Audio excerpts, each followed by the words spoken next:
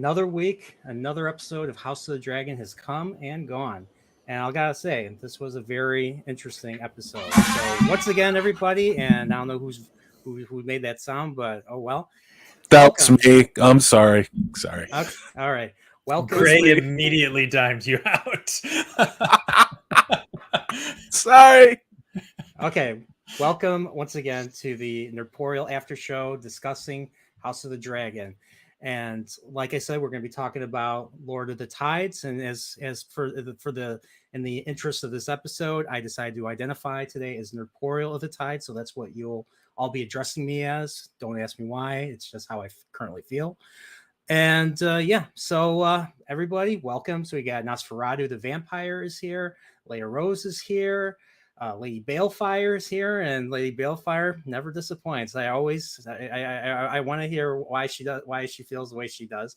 We got Dempsey, and for the first time ever for talking after show, Prophet is not able to join us. So in his place, filling his very large shoes, is Mr. Wakizashi's Tea House, also known as Gray. What's up, Gray? Thanks for joining us. How you doing? What'd you think of tonight's episode? Well, first of all, thanks so much for inviting me. I got a lucky Monday holiday today, so that's why I'm able to join. Tell you what, I'm going to say it from the start. I was totally pulled in, I was immersed, and I thought the performances were probably some of the best we've seen yet in the series. Cool. All right. And then, of course, next we have Salty. Salty, Hey. how you doing? Hi, I have a really squeaky chair. I'm sorry. I just want to say hey to everybody in chat. Hail to Nosferatu, Leia Rose, Dempsey, Lady Balefire. It's great to see everybody. Thanks for having me on Nerdporial. I got to watch this with Gray, and it was wild to watch the show with someone else again. But this was probably my favorite episode of the series so far. I'm gonna out of the gate give this an 8.5. The highest rating I have given a show since Stranger Things. And this was immersive. I loved the pacing. Again, I don't have a strong background in watching Game of Thrones on HBO. I didn't read this particular book, but judging it as a standalone fantasy series, I thought this was the strongest of all of them, including one not actual beheading, but more of a D upper jawing, which was pretty amazing. He can keep his tongue. I love that part. That was so good. That was so good. I loved what we saw. It was such a quick shot, but then I rewinded. I'm like, was that what I thought it was? And it was. I was like, oh, it was so blown away. It's just in the part of the episode where I was thinking, like, is Damon going to do anything badass this episode or not? Boom. All right, well, Pips, now you have the floor. What did you think? Oh. How you doing, by the way? First, I just want to say, Gray, hail, nice to be on chat with you, and Salty, good to see you again as always. Nerdporial, Thank you so much for putting this on. It's always a pleasure to come on with you. And after that, I'd say I think Salty nailed it. I would say probably an 8.5. I think I would agree with him. My favorite of the season so far. I know Lady Balefire in the chat probably upset about that. We're friends. We chat about these episodes, so I get to get her unfiltered commentary. But yeah, I think that it. Salty, you said immersive. I think Gray, I think you said something like that as well. I think that's right where it was. I have probably only one sort of point that I noted during the episode, and it was about, as we said before, casting and the time jumps, but we'll get into that when we get to it. Okay. All right. So in my opinion, I liked tonight's episode. I was immersed in it as well. There was a lot of reiteration of things that were discussed in the last couple episodes, and I was kind of waiting. I was waiting for more stuff to happen, but I was right in my prediction. Like, I knew episode 9 was going to be. I knew tonight was going to be the episode. Like every week, I'm wondering, is the king going to finally? Spoiler alert, by the way. So if you haven't watched it, tune out now. Is the king going to finally kick the bucket? And he did. He kicked the bucket this episode. The very, very end, after cuts off to black, and we hear his last words. So, but we'll get to that. But I did like what I saw. The beheading was hilarious, and I mean, like I said last week, they are setting up Aemond, little Aemond, who was picked on for not having a dragon, to being this series' Darth Vader. And in this episode, was setting this up further. Now that he has Vhagar, and he is basically, the way they depicted him, forced to be reckoned with. And we got to see a little bit of that with their little encounter at the dinner. So I don't know what my score is yet, but I'll get to it afterwards when we talk about it. So let's reiterate what happened last week. So last week we had, so obviously they was on Driftmark.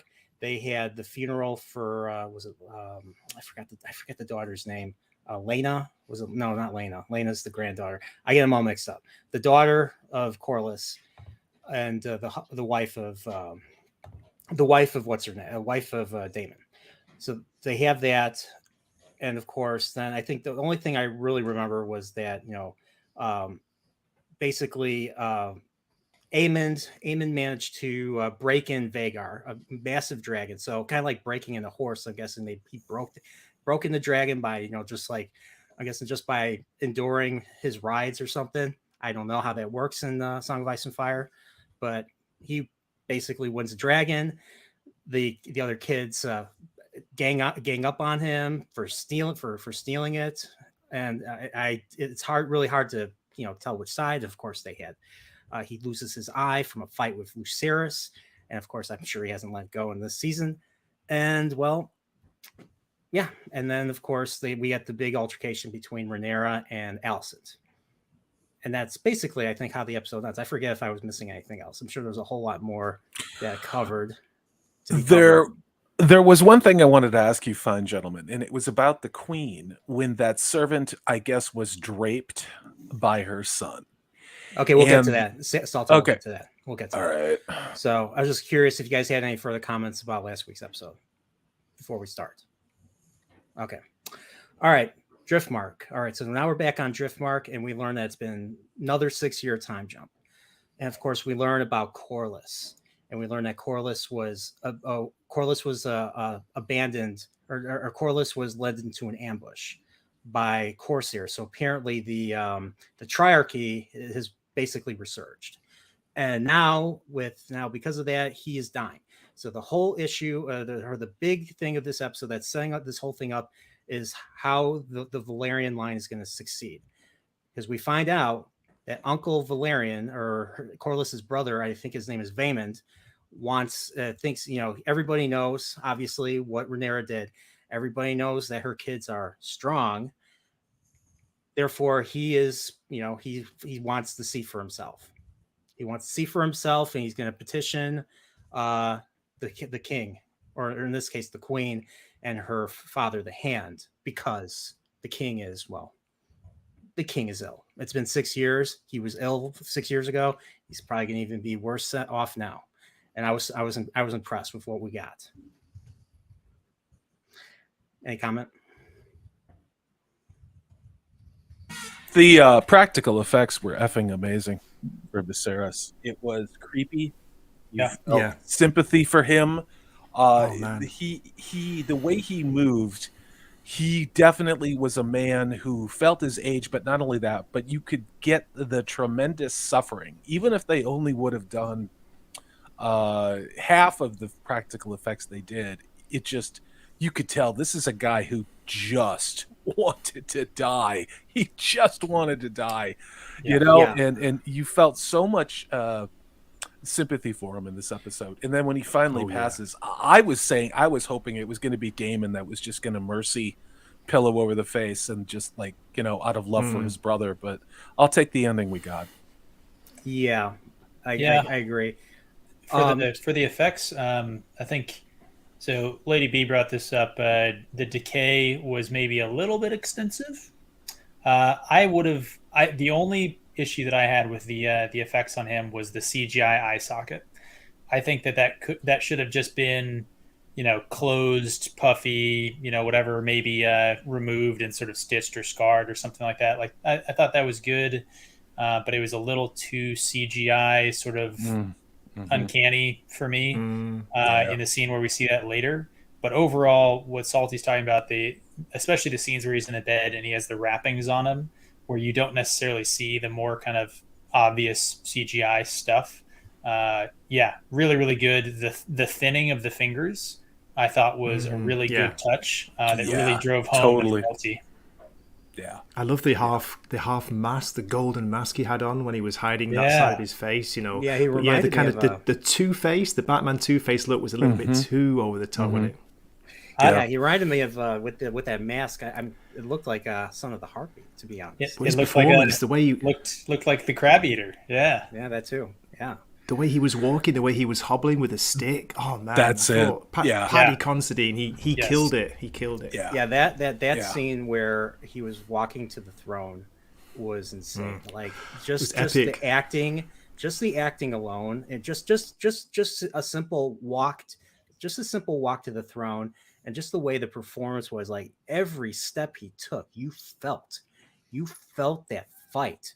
He was giving it his all to get to that throne, and once he got to a step, he couldn't do it himself. And who rose up to it? He allowed his brother Damon to help him in a show of solidarity.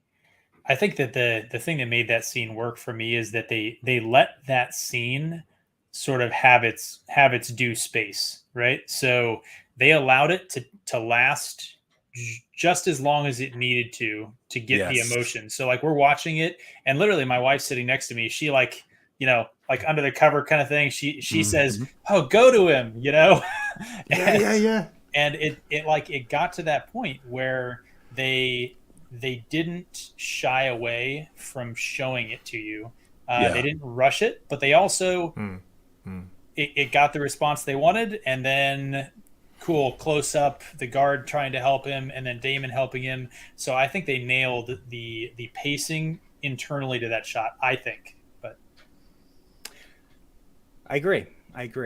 What did you guys think of the kids? So we cut off from Driftmark, and now we're back in Dragonstone. We see dragon eggs being born, or I don't know if they were born. I'd have to look into that. Maybe Lady Balefire knows better. But yeah, we see, we meet the kids. We meet older Jace. We meet older Luke, and we meet Joffrey. We meet Joffrey. I think he's supposed to be 6 or 7 years old at this point. What do you guys think of the kids and their acting? I know that was one of the things that there's so many changes in actors. It's a tough one. It's a tough one. I wasn't clear on the time jump, guys. I don't know about you. I wasn't clear how that was handled. How many years was it? Well, they said it was been 6. First thing in the episode, first line you hear is that it's been 6 years since Rhaenys saw her husband. Oh, okay. So, nice one. So it could be slightly more. It could be 7 years. It could be 8 years. But we know at least 6 years have passed. And so I'm I'm guessing there were more wars. There was more shit going on in the Stepstones, and Corlys was out for that long. So, but yeah, so a lot of time has passed. Obviously, Aegon and Aemond are adults now, and I think Rhaenyra's kids, the strong kids, are teenage. Well, I think the eldest is 15 or 16. So for he's pretty short, for the son of Sir Harwin Strong, he's pretty short. So I'm not sure if he's supposed to be a kid or if he's supposed to be an adult. Yeah. He's a short adult. Aemond literally pushes him. He just punches him. Aemond just does a Darth Vader, or no, he does a T-1000, smiles and just shoves him back. Yeah. I was just I'm just maybe you should have gotten someone bigger, to make it more believable. I don't know. Maybe I don't know. I already said that the one thing that I caught kind of going through this was the time jump in the casting. So I'll say, first off, most of them I actually was fine with. I think it helps that a lot of the kids we didn't really have a lot of time to develop an attachment to in previous episodes. So cool, you're this kid, a little bit older, that's fine. I didn't really know you before. I'm sure you'll develop into something. Got it. The ones that gave me a problem are the ones that you just mentioned. So Jace, he's too small and scrawny. for his age, for his bloodline, and then Aegon and Aymond, right? The two Alicent's two oldest, right? So Aegon is the older, Aemond is the younger, right? Yeah. So the older one, Aegon, cast pretty well. If I'm comparing him to Jace, he was okay, but Aemond sticks out like a sore thumb, and makes Aegon bad casting as well. Because like Aemond looks older than Aegon, he's taller, like all sorts of stuff. The three of them together didn't work for me. Yeah, I saw that too. He's the older one, right? Of course, yeah. I Even love though the eye patch guy. The eye patch, he looked like a younger version of Matt Smith, which is, I know, is crazy, but I mean, well, let's just say him and Damon. Well, I won't. They had a good stare spoil it, down. but that stare down is setting Yeah. something up. I'll just say it, and I can't wait to see what they're setting up. You know, So, but you know who Aemon reminded me of? So in the source material, Aemon, of course, still loses his eye, but the thing is, he wears a jewel. He wears like an emerald or some sort of jewel in his eye socket. I'm just like, I know this is a fantasy. I know they really so want to ground this, but just let him wear the frickin', make it look fantastical. Let him wear the frickin' emerald. I wanted to see Aemon one-eyed with the jewel in his eye. I feel like they could have set it on the eye patch too, and had it be a pretty believable practical effect, but still a nod to the story, right? Yeah. I mean, I'm sure there could have been a way to do it. I can't think. I'm not a filmmaker. I don't know I don't know how they could have done that, but like I said, like Aemond reminded me of Largo, the villain from Thunderball. Have you guys ever seen the James Bond movie, dude, Thunderball? yeah, of course, yeah. And he has that wide open look, and he's just so menacing and everything. I was expecting him to say, "Welcome." I was like, "Welcome, Mr. Bond. I expect you." Or well, he doesn't say that, but something like that. I don't know. Maybe he'll feed. Maybe he has his own pair of sharks as pets, like Largo did. I don't know. I think that actor would be a good villain. Just his aspect. He looks very sort of hawkish, right? Like sort of, it makes me think of like a bird of prey, and the way that he was looking at things, honestly, really well augmented by the eye patch, because he did that thing that hawks do, where they sort of turn to like look at something with their eyes, where they kind of like cock their head and look at it. And I almost got that vibe from him. It was very sort of predatory. Yes, and I thought that was perfect. Yeah, like he's like I said, I loved how they were setting him up, everything. So, but yeah, so I'm trying to. So let's see. We finally meet. There's another character from the lore that we finally meet in this episode. Another Kingsguard named Sir Eric, and they're going to be important, I think, in a few episodes. So there's twins. There's Sir Eric with an A, and there's Sir Eric with an E. And let's just say, think of the Civil War, brother versus brother, and I'll just put it at that. So we meet him, and so the whole point is they go to King's Landing so they find out Vaemond is going to be petitioning the king to let himself be the queen and the hand to be the next ruler, be the next heir to the House of Valerian in the event that Corlys does not survive his injuries. So we don't see Corlys in this episode at all. So the rest of this episode takes place on frickin' King's Landing.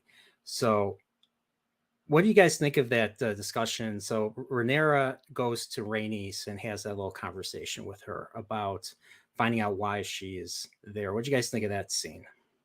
We'll start with Gray. Oh shit! Sorry, I wasn't ready. I was pointing at Salty. Again, great performances, really good. That's what got me about it. I was just pulled in by both of them. But don't you think? I think the actors, well, they changed the actresses, of course, but they're doing a great job since the last episode, especially. Yeah, I was totally into it.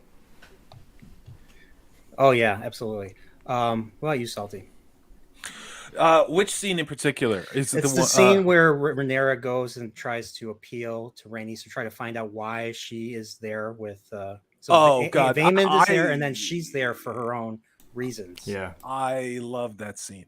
I actually loved that scene, and I loved how you had 2 strong women, different generational women, and remember the context of this, I think it was episode 2 or 3, where, Rhaenyra was this headstrong girl who didn't care about the power and wanted to marry for love and all the other stuff, and now she's standing shoulder to shoulder, with the older generation and essentially offering the older generation, depending on your perspective on this, either looked weak or it looked smart. And at the end of the day, I mean, we all know what happened in the story, but I actually love that scene quite a bit. I really did. Well, you Pips. Yeah, I agree. I was I was curious how well they were going to sell it. Ultimately, I think that that scene left me intrigued. Let me, like I was interested in the two parties. It didn't give me the answer, not 100% at least, on what we were going to see later in the throne room when Rhaenys speaks her piece. Yeah. And I kind of liked that. I kind of liked that, like, you could read the expressions, you could read the subtext in the scene. It's been so long since I've seen a show that had freaking subtext. I feel like. Thank you. That's exactly what we were saying live too. Like, the show rewards you if you're smart, and doesn't reward you if you're used to being left little breadcrumbs. And that's one of the things I do like about this show. So yeah, I think that's the way I felt about it. That I was ready to see the scene in the throne room where I'd kind of get to see what actually fell out of that meeting, because they were, in my mind, they were poker players kind of facing off, and that was, I thought it was well acted by both of them. I was hesitant about the new actress playing Rhaenyra the first time we saw her, but she's consistently gotten better, I think. I think so. I agree too. Yeah, I really loved that scene. I just like you guys said, it was basically poker. I mean, anytime, like, that's just the fun thing of being part of a royal family and dealing with power and succession. There's always, you have to speak a certain speak in order to survive. To be honest, you have to be very careful what you say and how you're and just how much you reveal to people, because everybody, that's like they said, it's like in the books, then King's Landing is basically a pit of vipers. So scene, Poriel, that scene, like, again, just one more thing, the performances were it was very subtle the way they did that, which I thought made it more impressive. They weren't like screaming and shouting at each other, but you got this feeling of like, wow, power from both of them. It was so good. Yeah, and then just like of course, she offers what she is in the position to offer, that would probably get Rhaenys to get on board, and that's of course offering. It's always marriage. Marriage is usually the thing that's always offered. So people use their kids as bargaining chips for alliances and which is typical. So her kids, Jason, I think Luke or Mary, Rhaenys's grandchildren, they become her line becomes part of the part of the royal family. So, and that's what everyone wants. Everybody wants their kids to become part of the royal family. And then of course they scheme further and take power for themselves. But that's for a story for another time. But let's talk about, and I'm sorry I kind of cut you off earlier there, Salty. Let's talk about Diana, the girl, the serving girl. But I think she was the wine girl or something. And then she goes to Alicent. Yeah. And she that just, oh my gosh, that scene. That scene just, wow. It was really powerful and unexpected to me. What my question was, and we all know what happened there, where Alicent gave her gold and then made her drink, air quotes, the tea. But my question is, and for those of you who've read this book, did they give her the tea so that she took care of the problem, as they say, which may have resulted from the drape? Or did they have her drink something that would delete her to get rid of her in general because her tongue would wag and she would tell people and the queen didn't want to take chances? I don't recall it being in the source material. I read Okay. up to what's going to be the beginning of the war. So I think this is stuff here that was added. But obviously, right here, and I predicted this earlier. Basically, Aegon is going to be this show's version of Joffrey. Mhm. Maybe nowhere near as cruel or sadistic or as over the top as Joffrey was, but he's practically in villain. He said some very Joffrey-esque lines at the dinner table later. And I think Shane Nolan in chat, I think, is correct. The no pregnancy, I believe. I think that's what the potion was for as well. I think it was the moon tea that we saw Rhaenyra get offered earlier. That's what I think it was too. It was the moon tea, and it was rape, obviously. And I mean, nobody wants a bastard. No. Nobody, especially royal family Targaryens. Like, bastards are like a no. It's a bit late for that, isn't it? Bastards are always a threat. The reason why people look down at bastards in this universe is because they're always a threat. They always have that craving. They grow up wanting that, craving what their true-born brothers and sisters have. And they're usually and they always scheme and stuff. Second sons are like that too. Hence, what's his name? Larys Strong. Yeah. He had his father and his brother killed. Why? Yeah. Why? Well, because he's an opportunist. He has a club foot. He's disabled. He can't fight. So all he can do is plot and scheme with all the ladies. So, but yeah, that scene that was so powerful, and I just I was worried. I was watching, I was looking at Allison's facial expression. I was like, is she feeling sorry for her? Or is she gonna pull a dagger? Worried. I was worried she was gonna kill the girl. That's what I thought. Because if she did that, nothing would happen. Exactly. Yeah. There was definitely a moment. I feel like there was definitely a moment there, and if I, maybe I'd have to go back and watch it to see if I still am recalling this correctly. I feel like there was a hesitation where they were talking about something, right? They're having the conversation. She sort of hesitated in response to what the girl said about, I'm not going to tell anybody, I swear on my life, right? And then she says, yeah, and she hesitates, and then she walks over and gets the bag of gold. And I think that was the thought going in her head is what I got from that. She was calculating, and so you thought she was at one point she was considering, offing. Okay. I definitely got that she was considering it, and that she decided to go the other way. That's what I wondered, and that's why with the tea, I wondered if she. That's and maybe we don't know, maybe we're not meant to know, but that it's something about this show. And again, it's not the most perfect thing in the world, I get that, but to draw you in with just a walk-on character and have you wonder what's going to happen to them.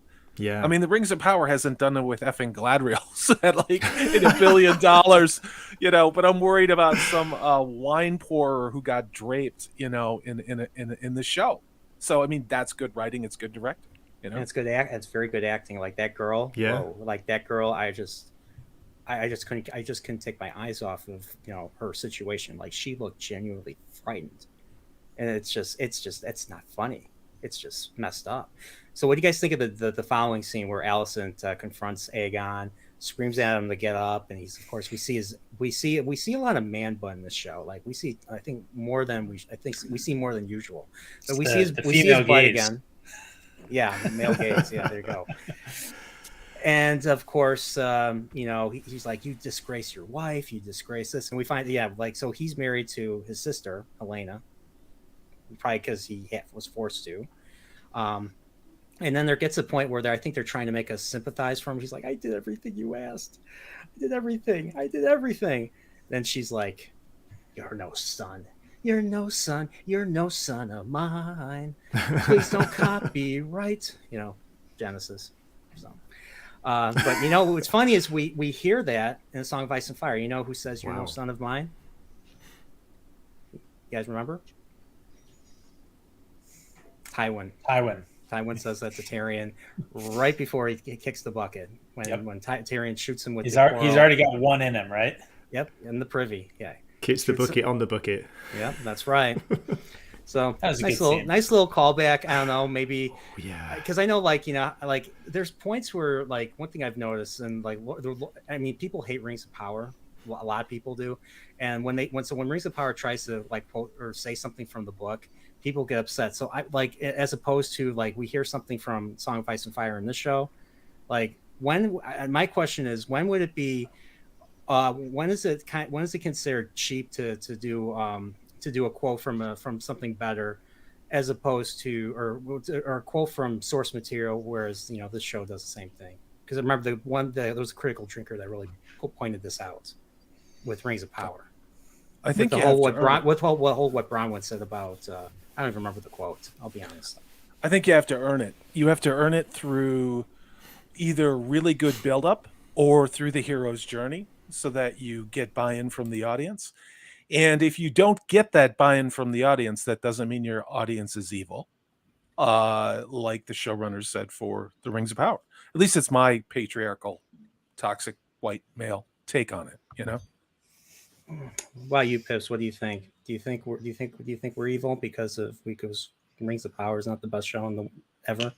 Even though I always say it is, just to you know, play the poker game and be funny. I don't know about me, but the liver is evil and deserves to be punished. So. Oh yeah, that's right. You don't. Oh yeah, that's right. You don't watch the show. My bad. You actually care about your soul. I'm so sorry. To all the other evil people in the room, cheers, Slanjava. I criticize Rings of Power, so yeah, that makes me officially evil. Cheers, mate.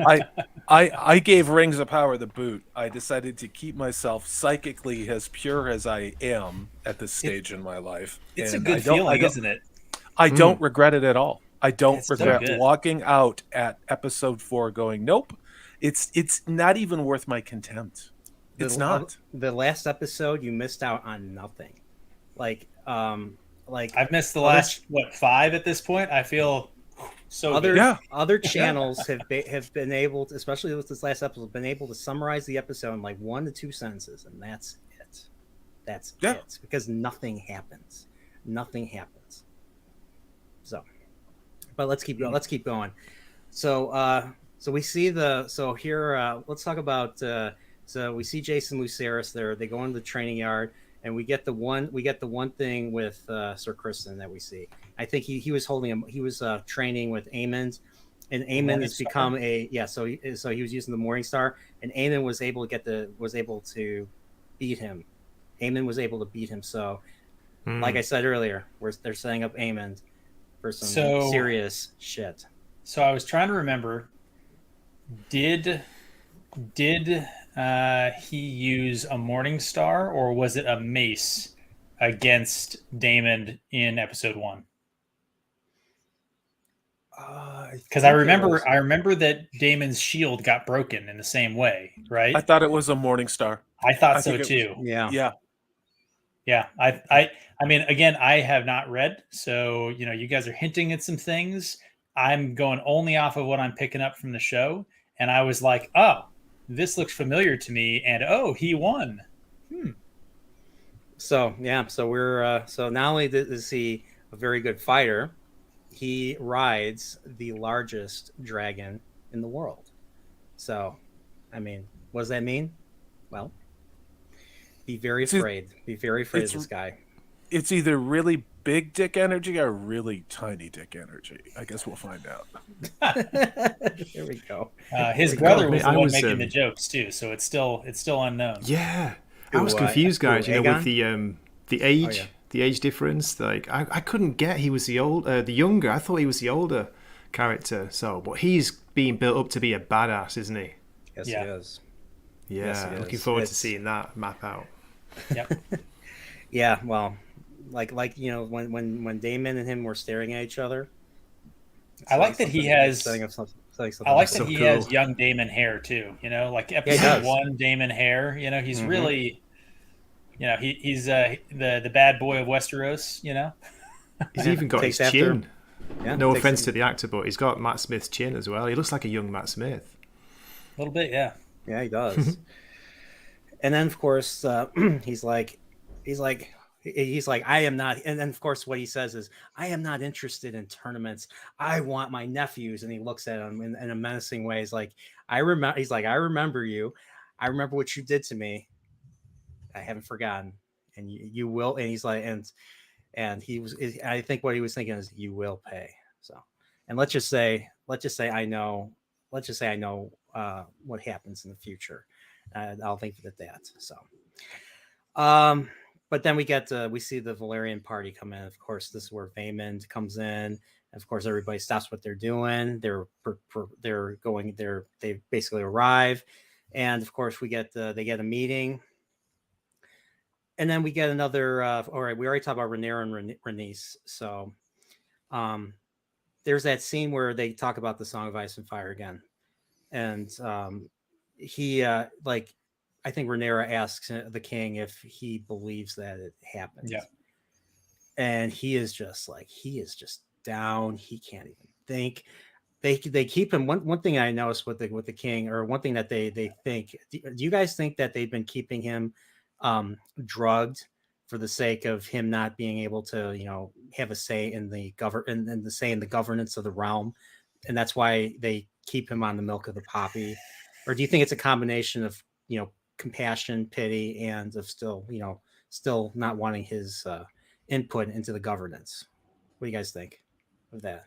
If you guys even have an opinion on that. I think it's a combination of the two. I think it may have started out like he's really suffering, but then things just maybe got easier without him around. And then of course he, whatever he has is obviously eating him alive. And I mean, the removal of all the statues, and you guys will have to explain this to me, is this some deities or some family deities that theological symbols that were removed, or what was that? So I think what they said was Targaryen heraldry was removed. So like the Targaryens have their own sigils, and they have their own things.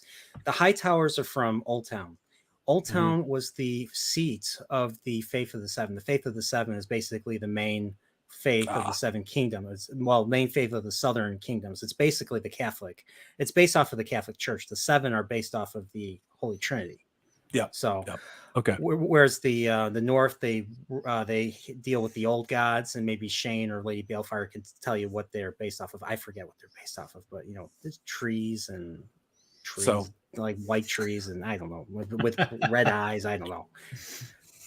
So yeah, it definitely sounds like the High Towers were moving in. You know what I mean? Like, we're here, and we're here to stay. And we're gonna do things our way. I agree with what Salty said. I think both probably started with compassion. I think maybe morphed over time, but I was more convinced that it was calculating and sort of politic until the episode kind of progressed. And I think the way you see Alicent towards the end of the scene in the throne room at the dinner, and then the very last scene of the episode, actually drove home for me the idea that she actually is a good wife to Viserys. And I think probably was honest about thinking that she was really just saving him from suffering. And that was really her motive. I wouldn't be surprised if that was her motive the whole time, and Otto was the one kind of opportunistically maneuvering her and Viserys in that situation. Yeah, I definitely can. Yeah, I honestly think it's that too. I think more on the side of the more of the calculating, the politicking part, the convenience of it all. So yeah, but yeah, I think. I don't think that there's a whole lot of. I don't think there. I mean, maybe Alicent has some compassion, some love for her husband, but I think I think power is ultimately her priority, and so I think the main reason was for giving him all that milk of the poppy was to keep him away. So you think that was you're saying that was Alicent's motive, not just Otto's? Otto, well, I think Alicent, I think, yeah, well, Alicent, there's a little bit of a mix, but Otto is purely, politicking. That's Okay. right. I got a question for you then. Prior to the very last scene of the episode, right? So we've seen the throne room, we've seen the dinner and all of that, the toasts and all those things that happened. Yeah. Where did you think she was in terms of supporting Rhaenyra versus her children, their relationship? What did you think she was leaning towards? Leaning towards what she said in her toast when she was toasting. I guess I'll put it this way. Until the very last episode where she's hearing sort of the final words of Viserys, right? Yeah. Up until she gets that, sort of misappropriated prophecy, right? Mm-hmm. I had gotten the impression that she was actually like, you know what? I'm going to abandon this conflict between our house and like I'm going to support Rhaenyra as the queen and her line. And there was a couple, like she said some things and her and Otto locked eyes and Otto made some facial expressions that I was like, dude, Otto is upset right now. Mm. Am I the only one? Am I the only one that was thinking that? Because I know what because I like the what I know what like what she was thinking when she got when Viserys told her inadvertently about the Song of Ice and Fire. She thought he was talking. She thought he was talking about her Aegon, not King Aegon. Her Aegon. Yeah, I agree. So that's why the Greens. The next episode's called the Green Council for a reason. So the Greens are going to go completely into effect next week. And so. I interpreted that last scene as her having a deathbed change of heart, essentially, that she hears that, she interprets it the way that you're saying, and now she's like, nope, I just made amends with Rhaenyra, but now I got to flip that back, and it's you got a good point. You got a good point. So you know what, I believe you. I agree with you. Okay, thanks, Pips. You convinced me. You changed my mind. So, all right. But yeah. Okay, yeah, that makes sense now. So because I'm asking myself, like, is she genuine or is she just saying it to say it? Because you have to. That's the one thing about surviving in King's Landing. You have to say things that you don't believe in. Oh my gosh, we've been invaded by Steve. Steve, you came for me. Gross. I made it. Sorry. What?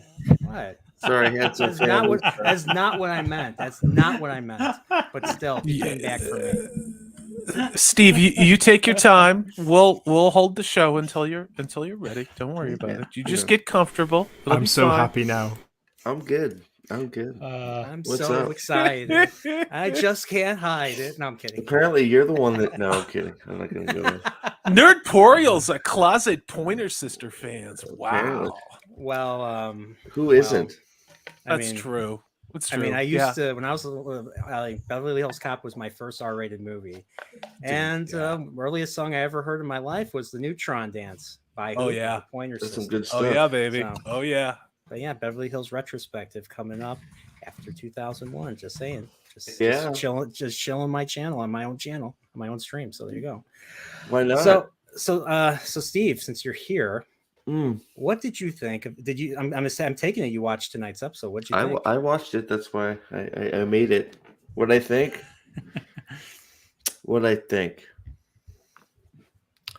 Not great. Oh, okay. Oh. Now we're getting some heat in the chat. Okay. Wow. Thanks for showing up tonight, Steve. I'll see you later. Jesus Christ, Steve. What have you done? No, I like it. You need a girlfriend, dude. You really do. You get a better outlook on life. I don't like your attitude. Yeah. So do I. All right. So like, well, okay. So it was a big nothing burger, except for Daemon. I mean, Daemon cut that dude's. Well, I don't understand why it took Daemon to cut that dude's head off when he clearly was being treasonous. That's number one. So at least they didn't arrest him. The rest is just the deathbed thing is just. it's like, all right, fine. She just wants to cause shit. I mean, that's obviously he's doped up all over the place. He doesn't know what the hell he's saying, so she just took that as okay, fine. I'll whatever. I want to be cool. I'm the only one who believes in love, apparently. I don't know. I don't know. It wasn't like the worst thing in the world, but it was just sort of like, Okay. I mean, I believe in love, like Huey Lewis just says, I mean, what is that? I couldn't tell which son was which between the Targaryen guys. I mean, obviously, Eye Patch is the younger one, but why is the other one shrunk and got fat? I don't understand. I have Steve, no idea. It was very cold on that side of the room. I have no idea. I have no idea who the Valerian girls are because they just have huge giant wigs on, and I don't understand that. You're still and they keep changing the actors too. They keep changing the actors too. So it's you're like who's who? I had no idea. Like the only reason I would have understood that's Aemon, right? Is because of the eye patch. Yeah, Aemond. Yeah. Apparently, Crispin or whatever his name is now just Kristen is just, why is he still even around? I don't understand, but he's sword fighting still training the prince because he's a good sword fighter, I guess. Okay. I'll be honest, I'm surprised Harold Westerling is still alive. Like he dies really way earlier. But I mean, Graham McTavish is great. I wish he'd have a bigger role in the show. I mean, Viserys, the guy that did Viserys was great. That was the highlight of the episode, was him. I mean, he looked gross, but he freaking that dude was fantastic. And then just Daemon being Daemon. I mean, let's just make it the Daemon show. I mean, that was the best part of the episode for me, was him just going, say that shit, bitch. Say it. Yeah. I'll chop your head off. That was the throne room was a great scene. Yes, it was the whole scene. So you're saying just the thing with Daemon, or did you like the whole thing, like him coming in and all that whole bit was fine. Obviously, the music, and all that behind it, just building it up. I thought that whole scene was great. They don't even. I mean, I feel like this has gone. Like, are they just decided that the sea snake is dead? Like, they don't even know he's dead yet. Yeah, they're assuming the sea snake is going to die, and that's why they went. So all this was for naught if he shows up and it was just like a flesh wound. Yeah. I mean, this whole thing was for the succession of House Valerian. Unfortunately, I've read the source material, so I know what happens. Well, I just don't. So he was. Now I might have missed it. He was 3 days out from getting back to. So they just left before he got back and sailed. Or there was a time skip, and maybe they saw. Well, but it doesn't matter. He's 3 days away. Wait to see if he's alive, then go, he's dead, and then go stake your claim. They didn't wait for him to get there. It was only 3 days out, so they have to sail to get to the Red Keep, right? I assume that they saw him, and then after there was a time jump, and then they saw him, and he's in bed, and that's why they left, is to find out. They didn't say that. They said I assumed. I had said casting and time jumps were the things that bothered me. This was the smaller time jump that bothered me, because it could have been solved if they just said that he was more than 3. If he's sailing, he'll be home in a week or something like that.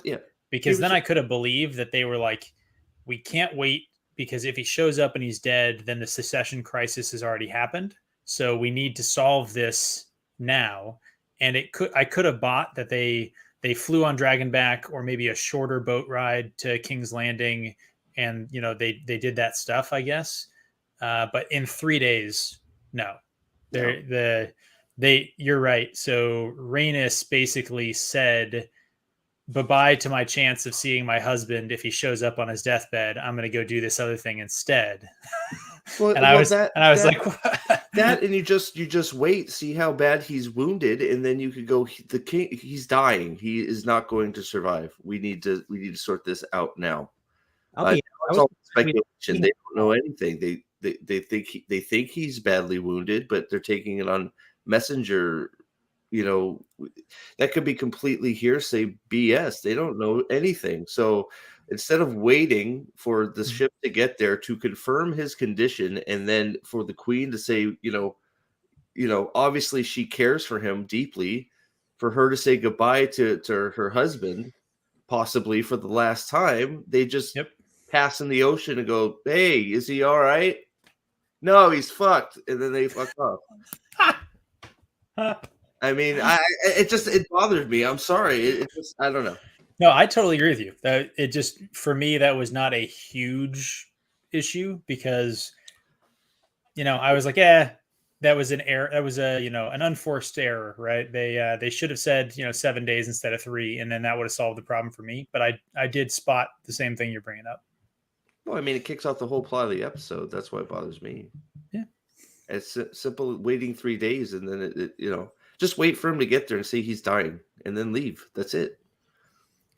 Yeah, I would rather have them show that to us than just. I mean, because they didn't even mention it. So because now it's like, okay, they're gonna go back to Driftmark, and he's there going, "What the hell? What the fuck, man? I'm alive. What are you guys doing?" My brother is dead. What the fuck happened? Yeah, why is my brother dead? Why is his tongue still in his mouth? Like shit, man. I feel like if he's still alive, then the secession of his children, the way that he wanted, allegedly, is still happening. If he's dead, well, I guess I'll put it this way. If they waited for him to show up dead, we can't have 2 funeral episodes in a row, guys. Yeah, I know. True. Well, I was waiting for Rhaenyra to just pillow her father and just be like, "All right, I'm queen." Yeah, I was kind of thinking something. I was curious if like Allison was going to do something like that. So Allison doesn't want that. The longer he's alive, the better for Allison. Rhaenyra is the one that would benefit from the king dying now. She is the heir. Yeah. So especially if she was in the Red Keep at the time he died, she takes over. Mm-hmm. I mean, that it's rightfully her place. So I mean, and I don't know I don't know. I don't know. So there were parts that were good, and there were parts that were just like, what? So I don't know. It wasn't like world ending, but it just was like, I didn't turn it off going, wow, that was stupendously good. It was like, there was all right stuff. Mm-hmm. I did like that. I noticed that Aemond was the dude from Last Kingdom. That was cool. Oh, what was? I've not seen Last Kingdom. Yeah, I've heard it's good though. Yeah, there's a lot of those actors are showing up in some of these things, and rightfully so. They're good actors. Last Kingdom's a great show, so they're showing up all over the place. It's a certain author who will never finish his books watches instead of writing his books, he watches all those shows. Yeah, just saying. Whoever that author is, screw that guy. Sounds like a real douche. Yeah, yeah. I mean, at least Robert Jordan. At least Robert Jordan wanted to finish the show or wanted to finish the series for the fans, and he tried. So wait a minute, don't forget what Neil Gaiman said. George R.R. Martin ain't your bitch. 20 years ago. No, Neil Gaiman.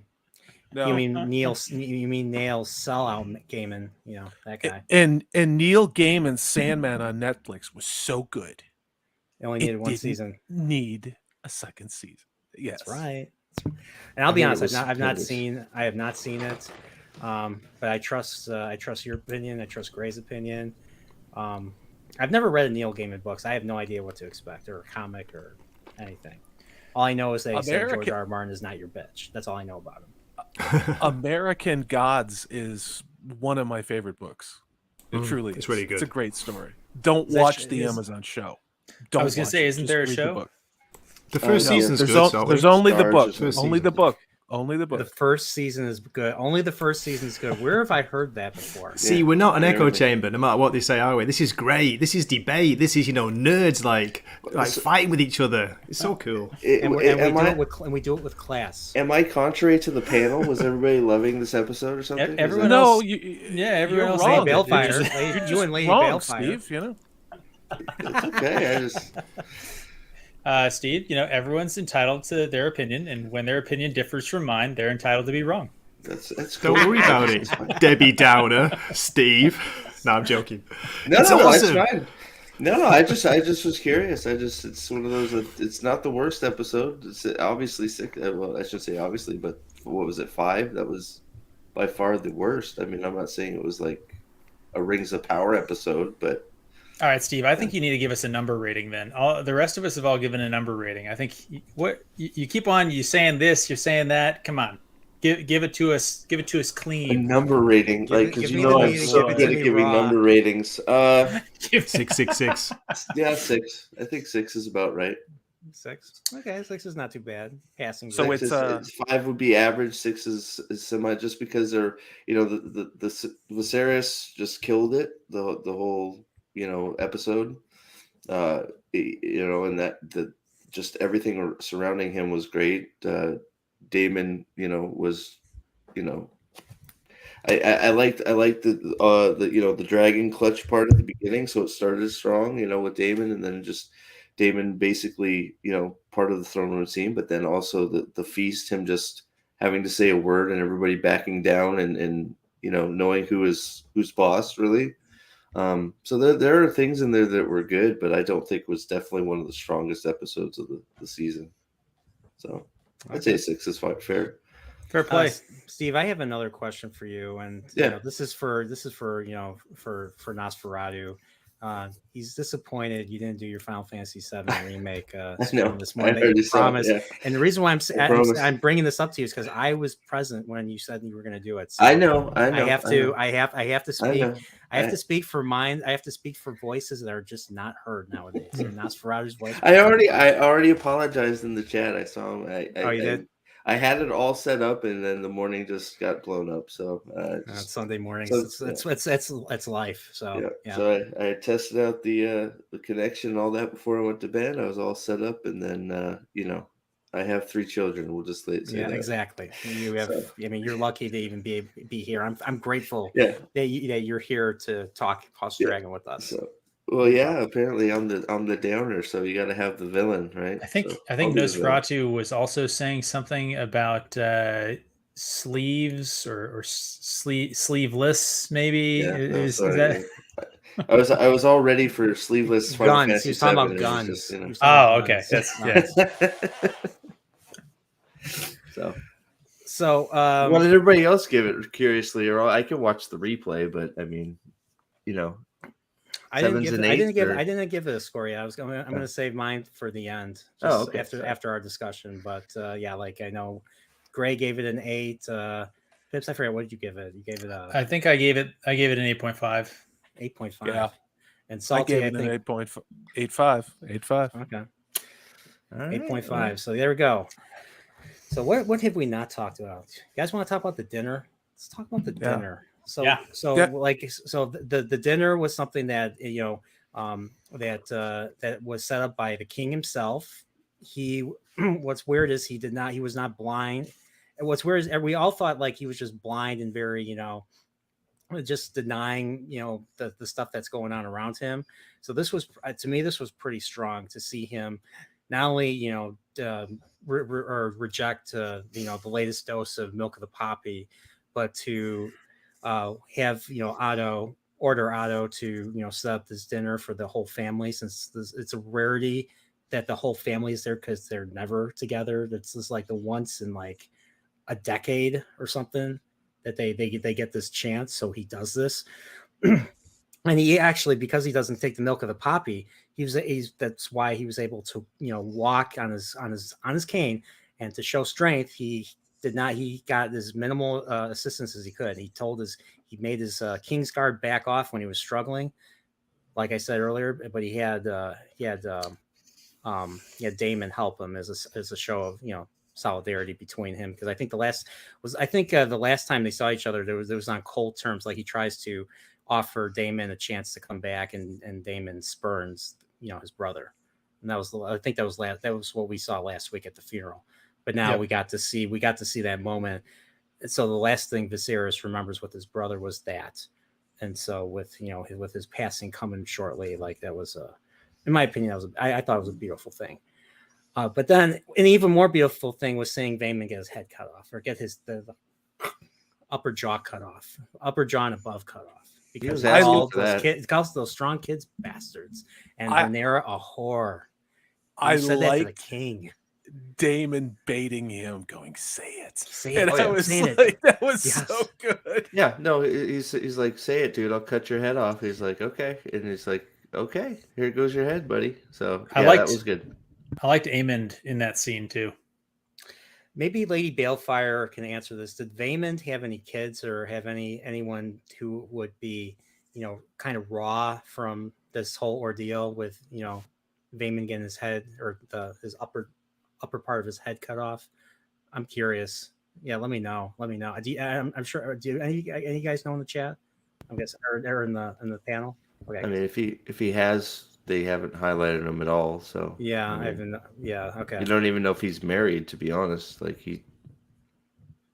Right? MC Okay, bring- Lady Balefire got it right. Okay, so this was made up for the show. Okay, so I've never okay. heard it because I've never heard this character mentioned once in World of Ice and Fire. So, okay, but Damon Salty. or Dempsey brought up an important point on Dawkin and Steve, and I do think Dawkin, Steve, if you had listened to Dawkin before this show, that you would have a much clearer mind and be able to watch this show a little more objectively.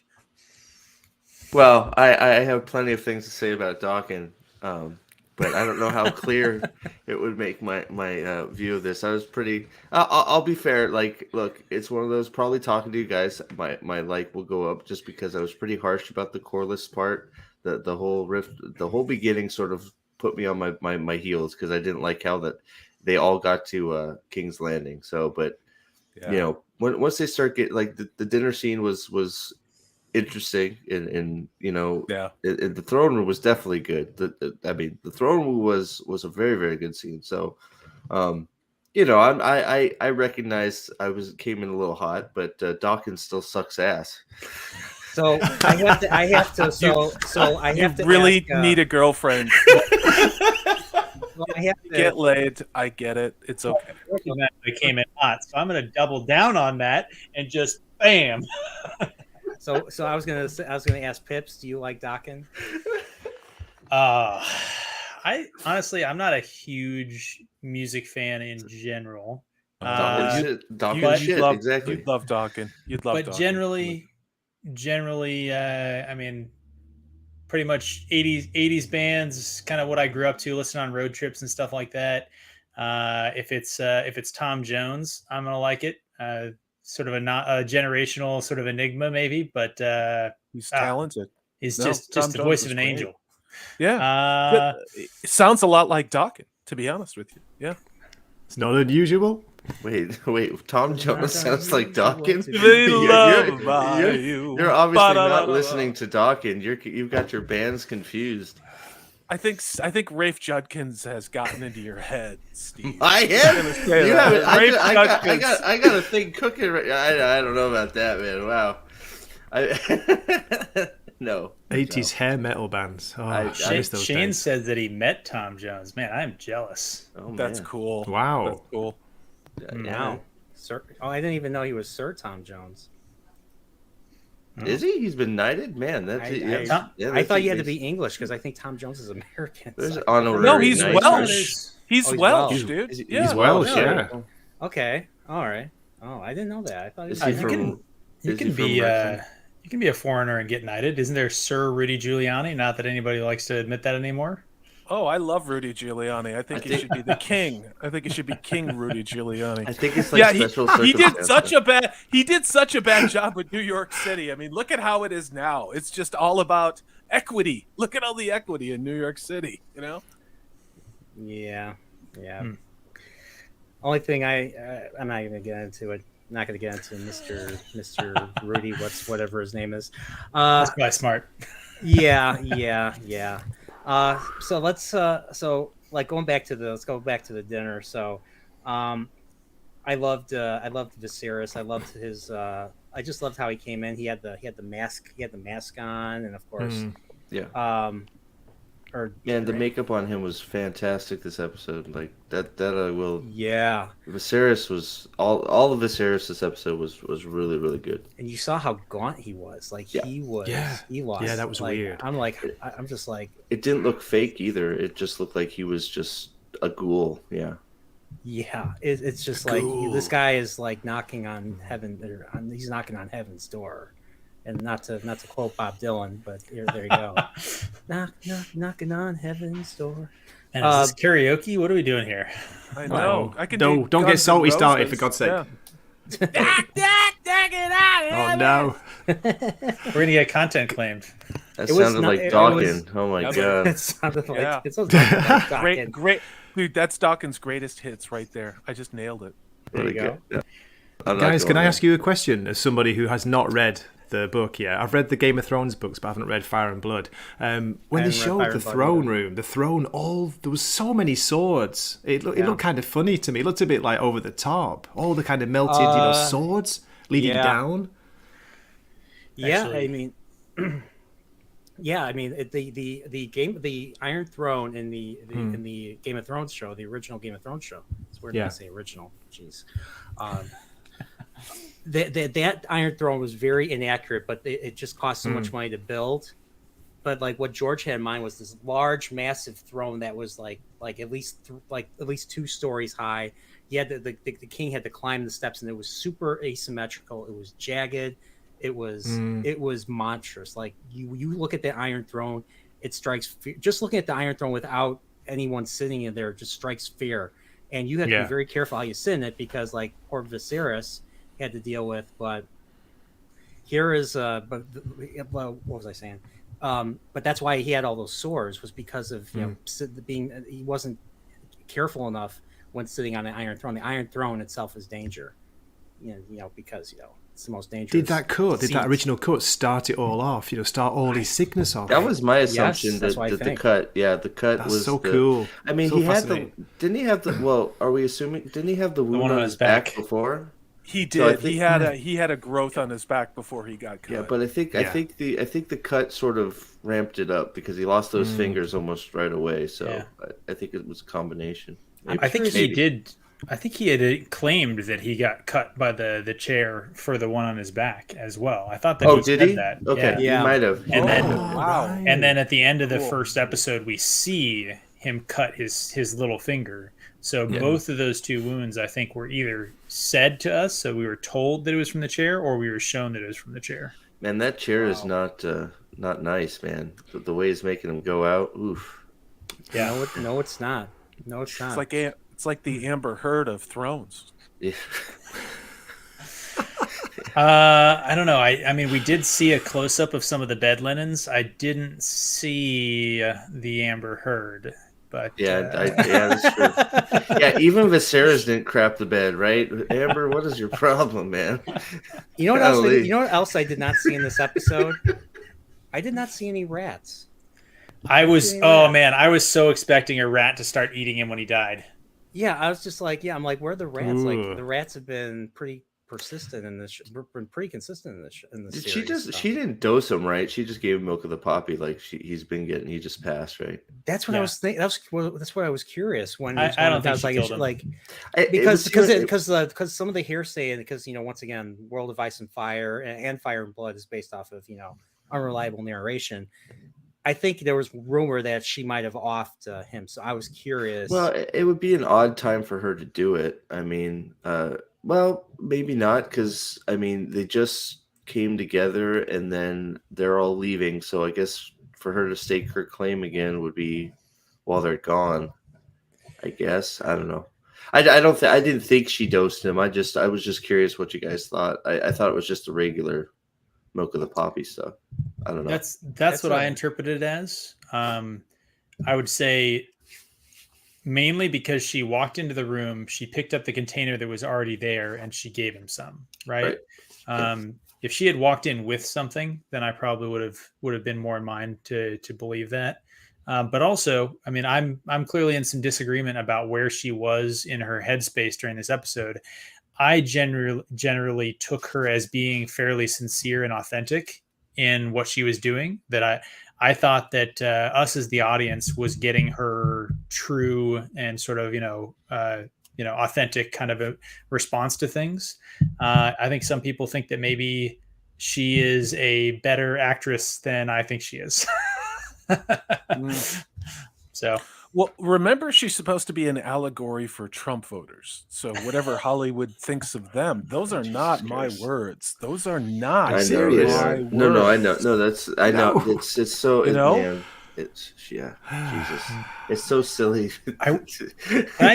Can I say one thing here?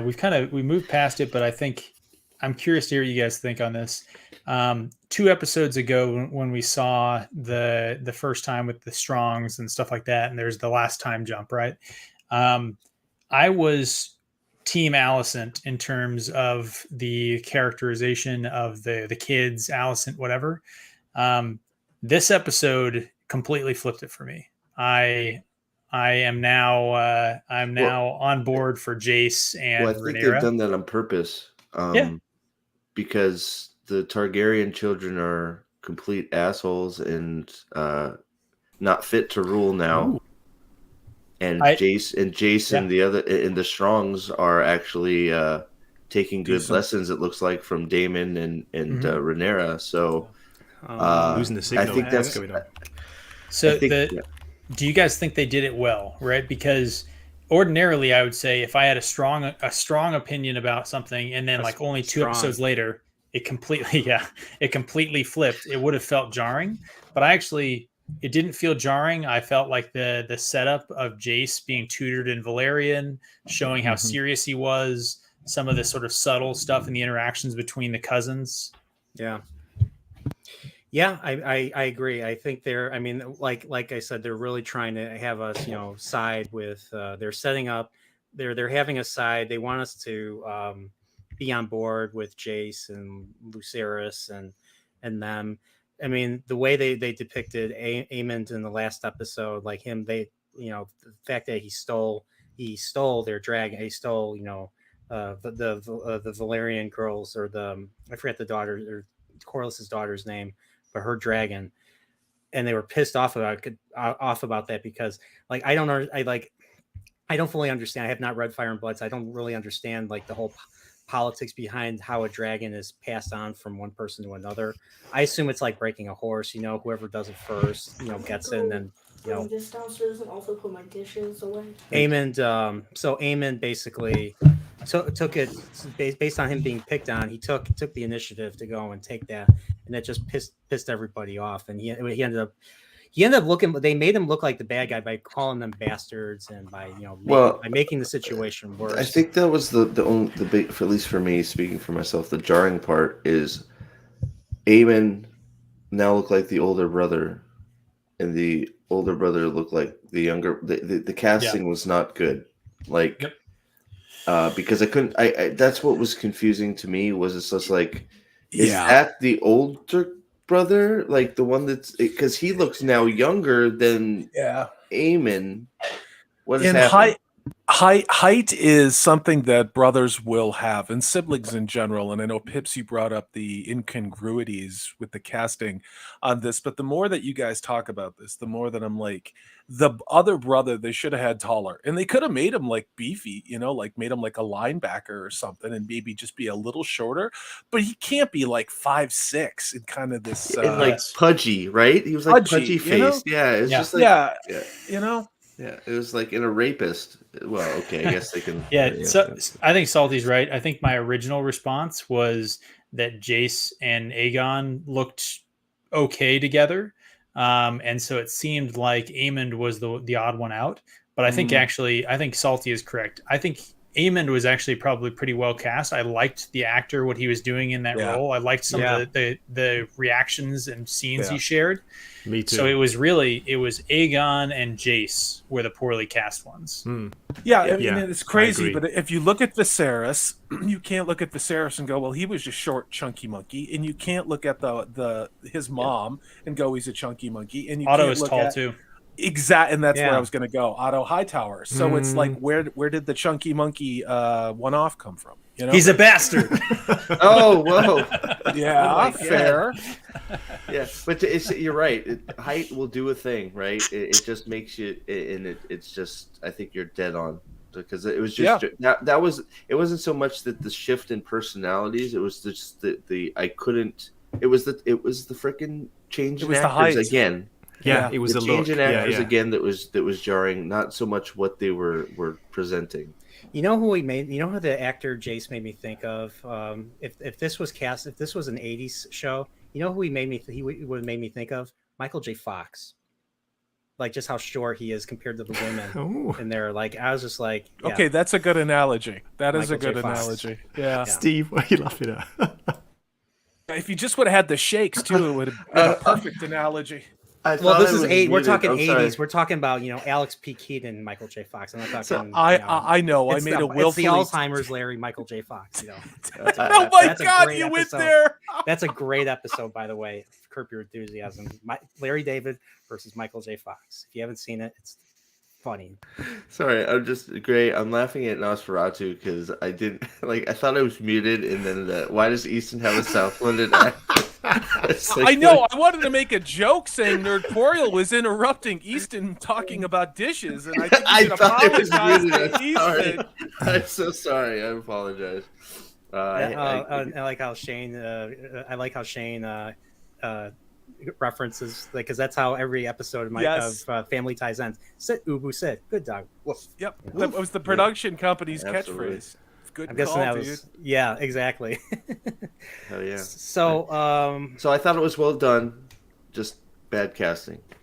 Yeah. Is my yeah. I was just like I said so many times, like it's just like you want, if you're gonna make that's the son of Sir Harwin, especially the eldest, kind of try to make him look like a strong at least. They were looking like the kids of Broken Bones, not Break Bones.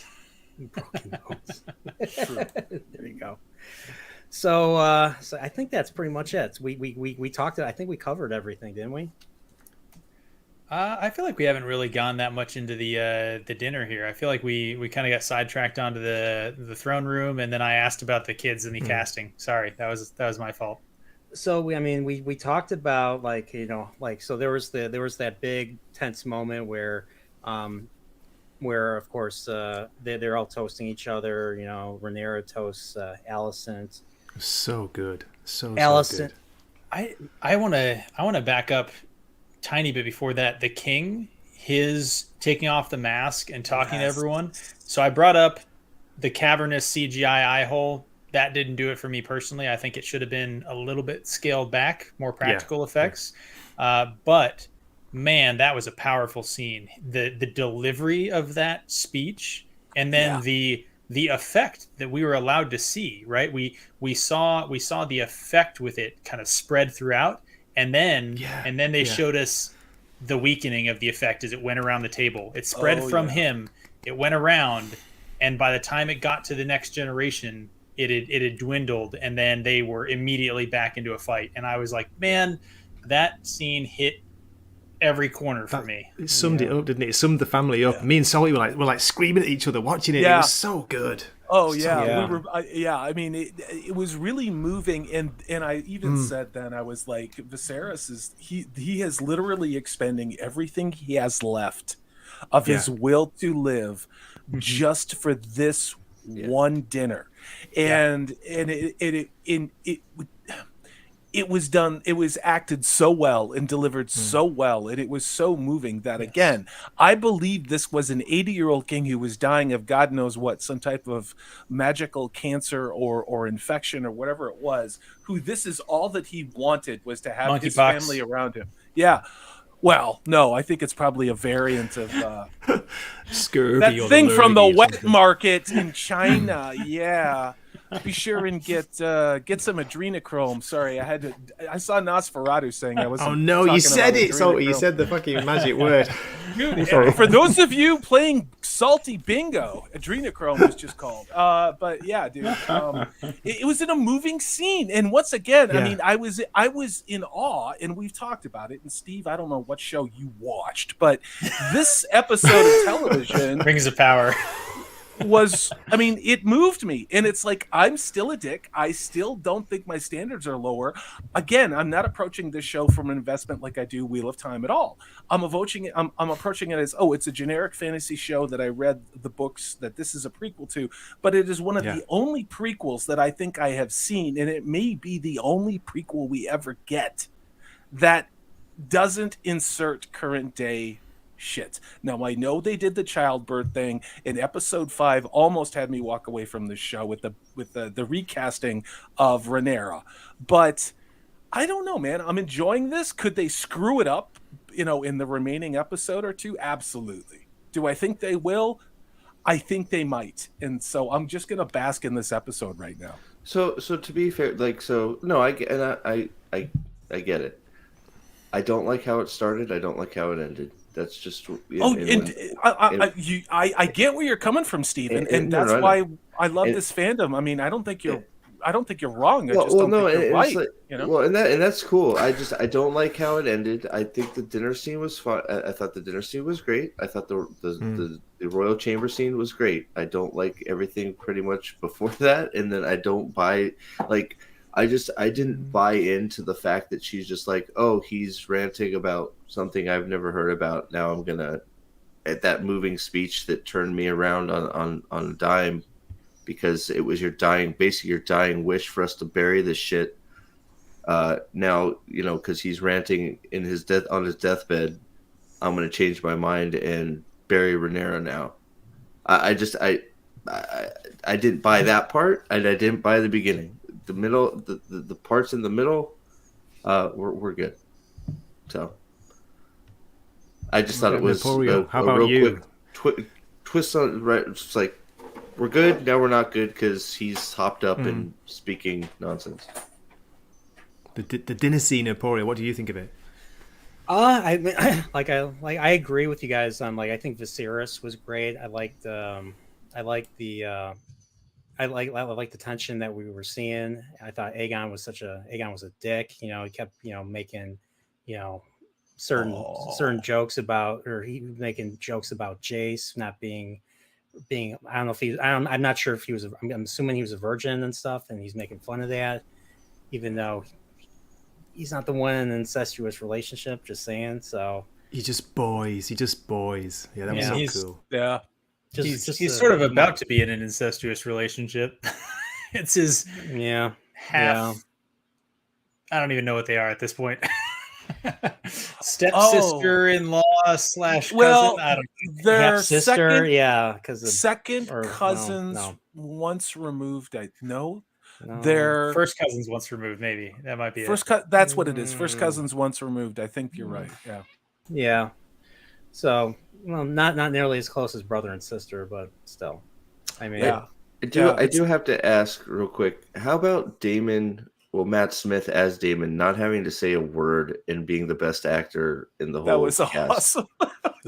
On this whole series, just his facial expressions and his looks, and exactly what he's thinking, and he's the best actor in the room by Viserys is doing a really good job, but he's the best actor in the room by a mile, just because he doesn't have to even talk. He just crosses his arm and says, and just see I'm going to cut your head off. He doesn't even have to say it. He just crosses his arms like, oh, that dude's head is coming off, and I know it. And I like how he raises his eyes in excitement when something like that happens. Like, yeah, come on, do it. Say it. You're just saying say it, dude. Exactly what I think Salty and I were saying before. This show actually has subtext. Yeah. You could turn the subtitles and the audio off, and you could watch this show, and you would have a reasonably good idea of what happened.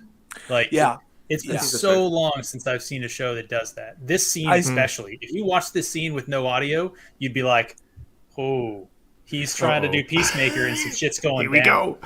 Yeah, I think Matt Smith, because he was in some pretty bad movies, guys. Let's be honest about it. After he left Genesis? I thought that was great. Yeah, okay. But okay. I think Matt Smith did some legitimate theater, and I think he really honed his craft, because he was pretty young taking on Doctor Who, and I was suspect of him, and yet he crushed it. I mean, I think he's probably one of the better doctors. Him and Tennant, I put them second and third behind Tom Baker. I do. I know that'll piss a lot of people off. Tom Baker, yes.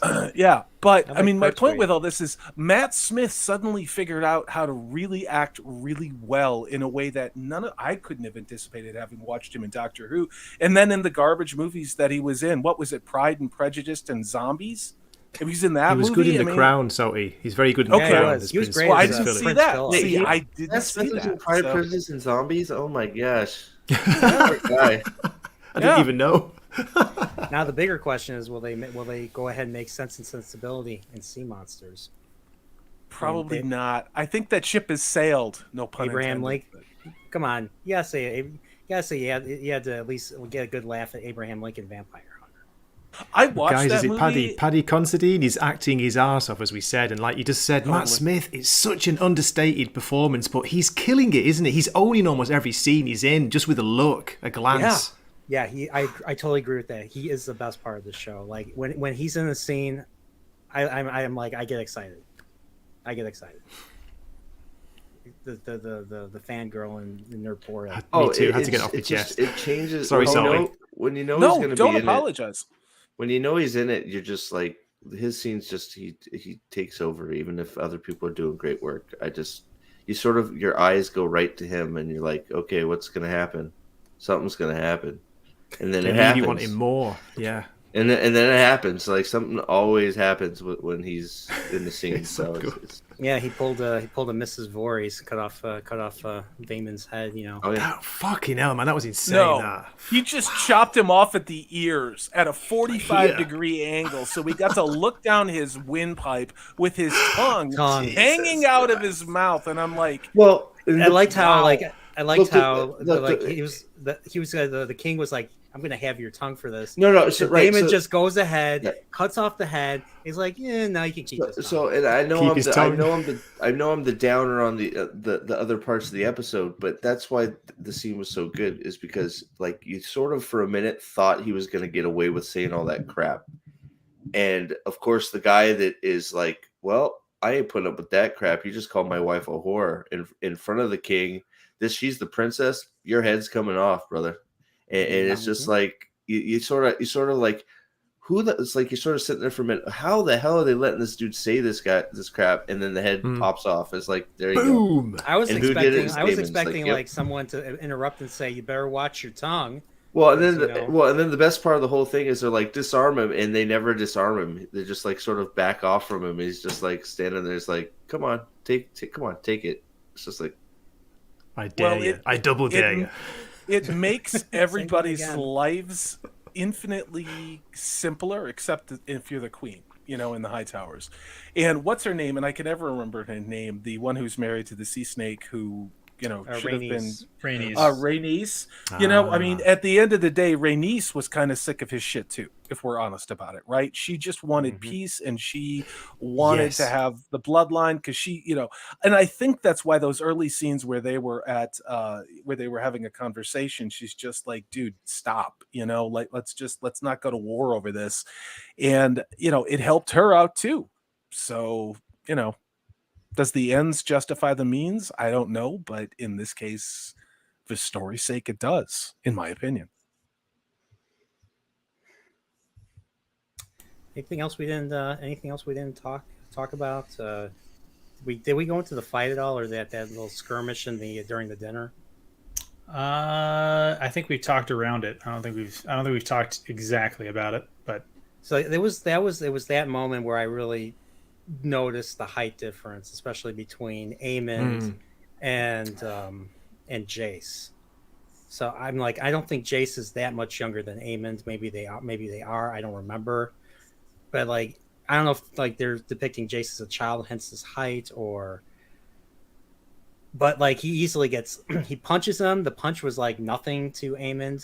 It was like shooting Darth Vader. You're not going to get anything. It's like nothing. And he just shoves him like he's just like a little rag doll. So, and then while that's going on, Aegon just decides to shove the other brother's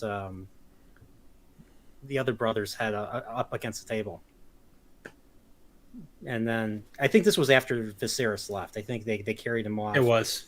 Okay, and then honestly, I don't even remember what happened after that. They just Poor if Viserys, you- he tried he tried to save the family, Pips. Yeah. He tried, but they fucking like, no, we're not having Yeah. it. mm-hmm.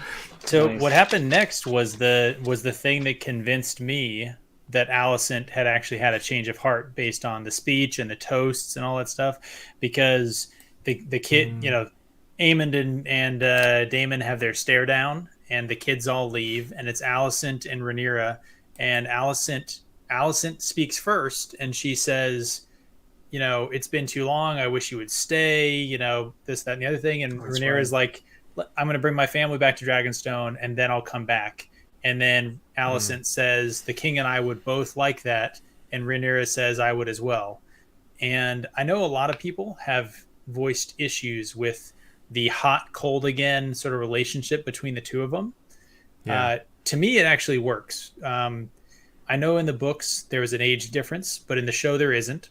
And in the show, these two women came up as friends and then have been forced apart by politics and families and other things like that. And so the idea that they both want to still be friends, but things keep getting in the way and forcing them apart, and they have to play their role, but at heart they still want to be friends. That rings true to me, and that scene convinced me that she was authentic, that she wanted to actually mend things. But I might be the only one who read that scene that way. I still can't tell if she meant it or not. But she's playing it very well. Yeah, that's the beauty of Song of Ice and Fire, of especially all the King's Landing stuff. You always wonder who's genuine and who's not. I will say, I have a meta reason for why I think my interpretation might be correct. If the interpretation that I'm having is what they actually wanted us to get, if that's what was supposed to be presented to us, then the war between the two queens is actually not two women going to war of their own motivations. It's still a man's fault, because both of them think that the king told them to unite the kingdom under their house. That's an interesting take. So I that's think it's exactly one worth of consideration. I do. So that's exact. So I'm glad you said that. It 'cause absolves the two of them of the Yes. conflict. That's Now exactly- it's Viserys' Yeah, fault. that sounds I'm like glad- that. That sounds like I can believe that. I'm glad you said that, because that's exactly how I left the episode. It's like, well, she thinks the king told her that she needs to take charge. So now it's Viserys' fault again. Yep. So that's where It's I a left the man's episode. fault the whole time. I was a little bit unsure at the dinner table. I didn't think that I forget his name, but the hand that he Otto. was Otto. that Otto was just like cool with everything. I thought that was a little weird, because there's no reason for him to be cool. He was been pushing Alicent this whole time to take over. So I was just sort of like, why is he You automatically thought he was good? cool with it. He was laughing and jovial with the rest of them. I caught a couple sort of like faces that he made. I mean, when she that, made her, I'm sorry to interrupt, but when she made her no. toast, he was sort of like surprised. But then, like, over the course of the dinner, he's sitting there laughing and joking with the rest of them. Like, okay, I made my peace with it. It's like, it seemed a little weird to me. I might have to rewatch the scene to see if I agree with what you're saying there. I want to rewatch the whole episode. Same I really here. do. No, Honestly, me too. I mean, Salty, I Yeah. think it might be you that has said that you haven't been compelled to rewatch episodes thus far. Is that my recollection correct? No, I actually rewatched the last episode because I Okay. wanted to try and absorb some of it in some of the subtext. This one I will rewatch. I feel like I will. Gray said he wanted to, and I know Purple Valkyrie. We're gonna rewatch it too because she wants to follow up on this show. But I think this episode, out of all of them, I think there may be things that we've missed in this. Me Uh, too. Especially with Damon, I think because Damon didn't have again a lot of lines, but he was always present in his facial expressions. I think they carry the show at moments, yeah. and I think there are things that maybe we missed because we were too busy watching other stuff. So yep. his facial expressions are like worth 1,000 words. You know, you can tell Mm. he loves his brother in one scene. He doesn't say it, but you can tell his actions. You know, with getting him up to the throne, he doesn't say it. I was just waiting for him to sort of take a little knee for a second and then walk away. Right? I thought he was going to too. There was a lot of things in this episode where I thought I knew what the scene was going to do, and they didn't do it. And honestly, the way they did it was better. Like I thought when he chopped his head off, he was going to like, you know, here, take the tongue out of that or something like that. But his line was way better than whatever I thought they were going to give. Yeah. So yeah. Sorry. Salty, are you okay for time? Actually, gentlemen, I do need to go because I do have to get up early for the stupid job that I have. But Real life. yeah, Life. no, but this was a blast, guys. It's really, again, it's really nice to talk about something I don't hate and something that actually, to me, I know it's not perfect, but it was a fairly entertaining piece of fantasy television. It really was, and yeah, thanks for having me on. It's great to see everybody. Thanks. I wish Steve didn't show up, but we did the best we could. But thanks to Nerdporial for the invite. Always good to see you, Pips. Gray, it was fun watching the episode. You're invited next week if you want to watch it with me live again. And hail to everybody in chat. Hail to Dempsey and Shane Nolan and Anything you want to promote? Yeah, well, I mean, I think I'm going to do my Tuesday show this week. I needed a week off because I wanted to find things that I thought were worth talking about, because Hollywood seems to only be committed to making things that are unwatchable. But I think we're going to cover some things this week. And then, of course, I have the Dark Passages series, which I started. I did a reading of H.P. Lovecraft last week, and then I did a full digital restoration of the 1920 horror classic, Dr. Jekyll and Mr. Hyde, and put my own music in there, and again did a full digital restoration, color correction, and that is on my channel. This week we're going to premiere Amanda Manethrin, a friend of a lot of people's on this panel. Nathan is doing a reading of a famous Edgar Allan Poe short story, and then on the weekend I am doing a classic movie starring a young Christopher Lee called Horror Hotel, in which it is probably the only time he's appeared on screen with an American accent. And it is a fantastic horror movie from 1960 that I did a restoration on. So check that out. Yeah. And that's not part of the Hammer. No. Really? This was done in the UK. It was fully produced by the UK. I didn't see it until I started researching sort of B-tier horror movies. But this movie came out at the exact same time as Psycho, and their plots are eerily alike. I will say that. So fascinating stuff. Yeah. I got another recommendation from another movie that came out that very same year. A movie called Peeping Tom. Oh. Yeah. I'm going to check that out. So that movie and Psycho are debate on which one truly began the slasher genre. Well, guys, I'll tell you what, and I'm not just pimping my own stuff. It's a really, I like Horror Hotel. It has everything. It has hot chicks in 1960s style risque scenes. We'll just say that. It has I knew I'd get somebody. Pips, you get it, right? But it also has a witchcraft case from the 1700s in New England, and then just like cursed land and all this. It's great. And Christopher Lee is absolutely fantastic in this movie. So thanks for having me on, guys. You guys are awesome. All right. Have a good night. Thank you for joining. See you later. Bye, chat. Yes, Aldi.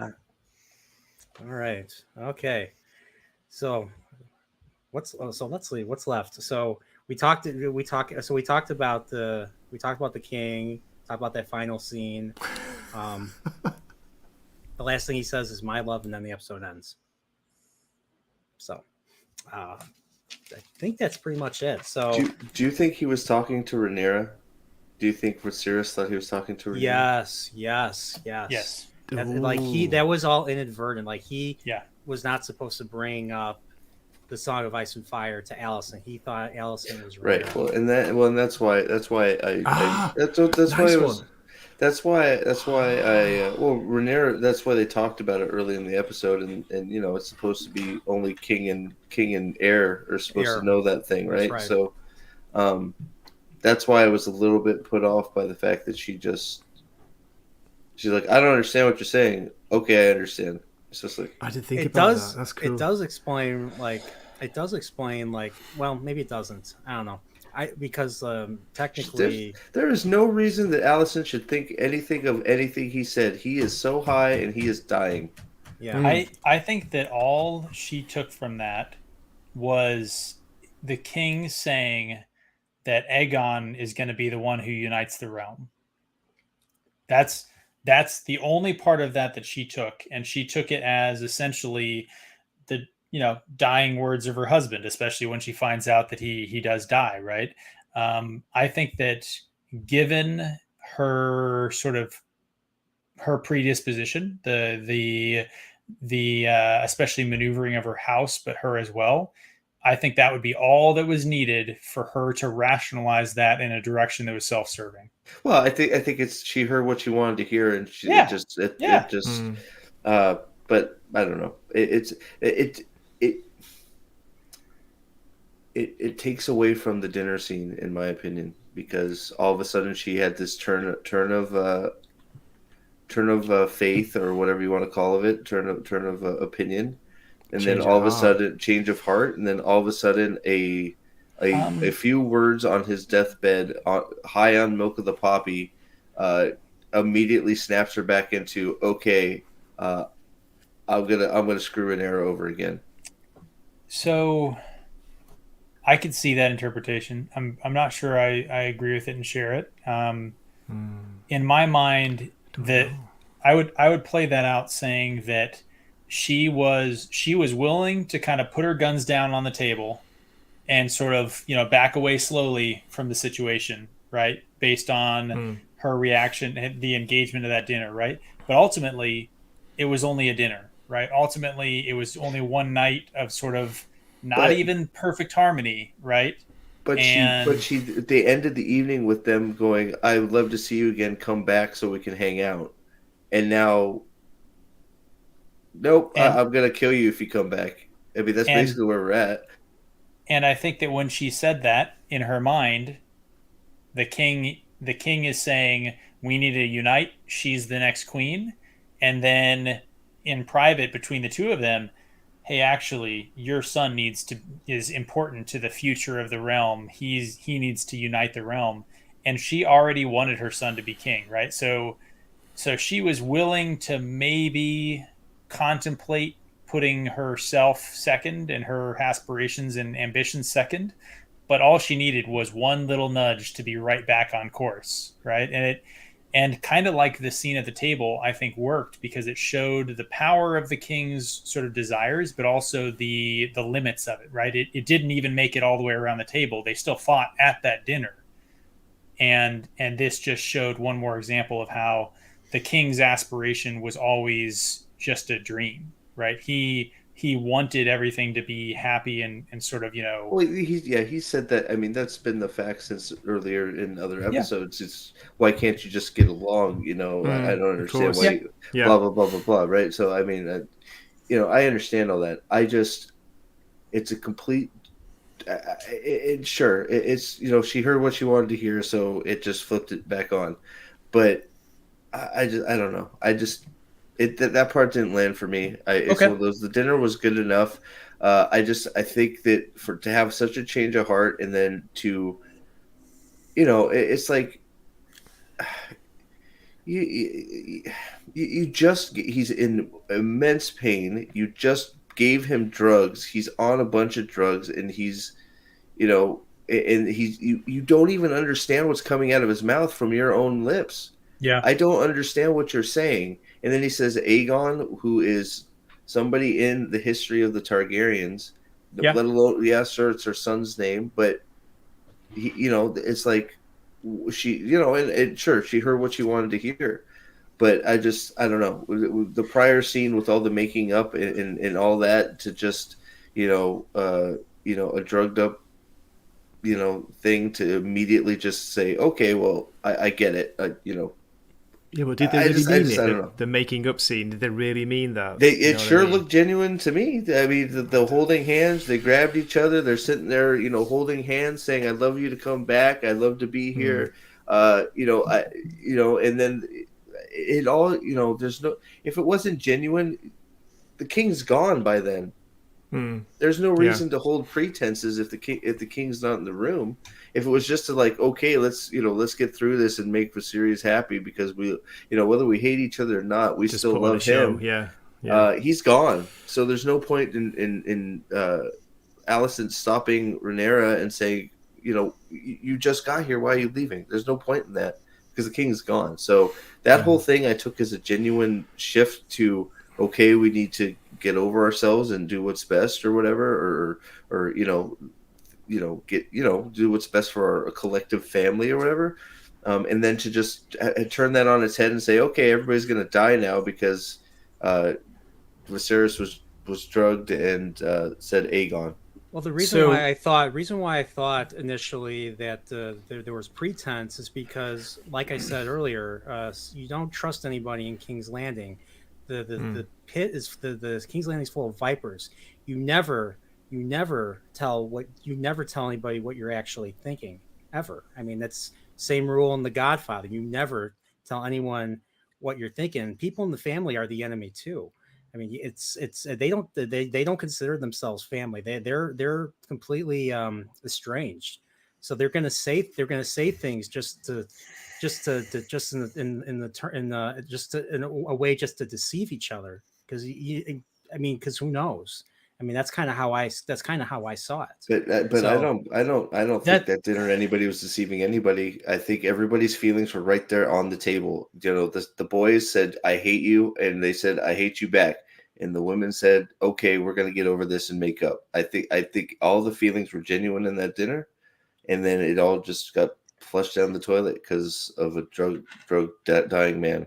I'd also like to add that I think that the way that Alicent played the final scene lends credence, I think, to the idea that her mind was changed in that encounter, right? So if you look at her facial expressions, the way she's having the interaction, and then I think her last line was like, hey, understood. Like, I understand my king is what yeah, she said as exactly. she left. Yeah. And that I think was played as she was changing her mind. So Shane is bringing up, hey, this is maybe some women talking to women here, and they interact with each other at a higher plane than maybe us men can understand. So I'm willing to entertain that idea, but if that's what they're going for, I don't think that they did the character directing and the playing right. I think that they played it the way Steve described. I will say, Steve, on one level, I agree with you. I think this episode would have been better if that final scene hadn't happened, if it had ended after the dinner, if it had maybe ended, if it was the dinner and then it panned to the king's bedroom and just had him sleeping and then just cut to black. That might have worked pretty well. But I think that would leave a question. So I'm anticipating we got 2 episodes left, and now it's going to be straight up, we're going to war, right? And I think that they had to give us something to get us from everyone's happy and kumbaya to that. I agree, but they storm. backed themselves into a corner because of how the dinner scene was played. If you build some tension, some sort of tension at the end of the dinner scene, whether it's the mothers defending their kids and then just sort of leaving on a sour note, or something that just sort of gives you a glimmer of, well, maybe they weren't quite as good as we thought they were. Everything was good while the king was there, but immediately when the king leaves, things are falling apart real quick once again. And then you have that line, and it tips her over the edge. Says, "Okay, you really were. That was all for show. I got you. I understand what you're really saying, even if it's convincing her." The problem was it was everything in that, but at least between the girls, left that dinner scene too tidy. They were too buddy at the end, and genuine. And I get girls can backstab each other in a minute. I get all that. That's not the. I don't think that's what they were doing. I don't think that's how we were supposed to think they were doing. I thought we were supposed to think they left on good terms. And then, they had the scene in the bed, and she said, "Okay, I'm doing this because for the good of the realm now, because Viserys said to." It is what we're supposed to believe, and I just think if you laid a little bit more groundwork at the end of that dinner scene and showed some tension, like whether it was because the boys were not getting along, and then something said is like, everyone there said you study little punk, and Alice is like, my son's not a punk, and then it's like, well, something like I don't know. I agree that end scene sort of needs to be there to build to the next episode. I just don't think where the girls left for there to be a 180 like that on something that's obviously a dying man's drugged up hallucination. I don't think it was built up correctly or well. Personally, I like how you said or well. Well, I mean that part. No, I don't think that. I don't think that part wrong was thing. done well. Wrong thing. It's cool. No, Orwell. Orwell, get it. Yeah. So, I get you. yeah, I mean, in some ways, I do. I know how you feel, Steve, and I that's kind of why I was curious, because like there was barely any build up to Allison doing that, but at the same time, I think Pips is correct too. I think based on her facial expressions, now that I think of it, they did look genuine. So it's weird as I kind of agree with you both. So that's why I wasn't sure what the score to give it. So that's why I wanted to wait until after we had to have a thorough discussion before I think Allison's feelings are getting to the best part of the episode. I think Allison's feelings are genuine in both regards. That's the problem I have with it. I think she genuinely thinks that she's doing the right thing, or that the king wants her to immediately betray Rhaenyra after immediately telling them to stop fighting. I believe she believes both things, and that's an issue for me. I don't think it makes sense. Yeah, guys, I got to drop out, and don't worry about introductions or whatever introductions. I'll catch you later. Real life is kicking in. Yeah, this has been a blast. It's been a grass. I love this episode, and I love talking about it. But I need to watch it again. Seriously, I actually need to watch it again. I think I've missed so much. I'm with you 100%. Yeah. All right. Well, this will be the first episode that I rewatch in this season. Actually, it's the first one that I've wanted to.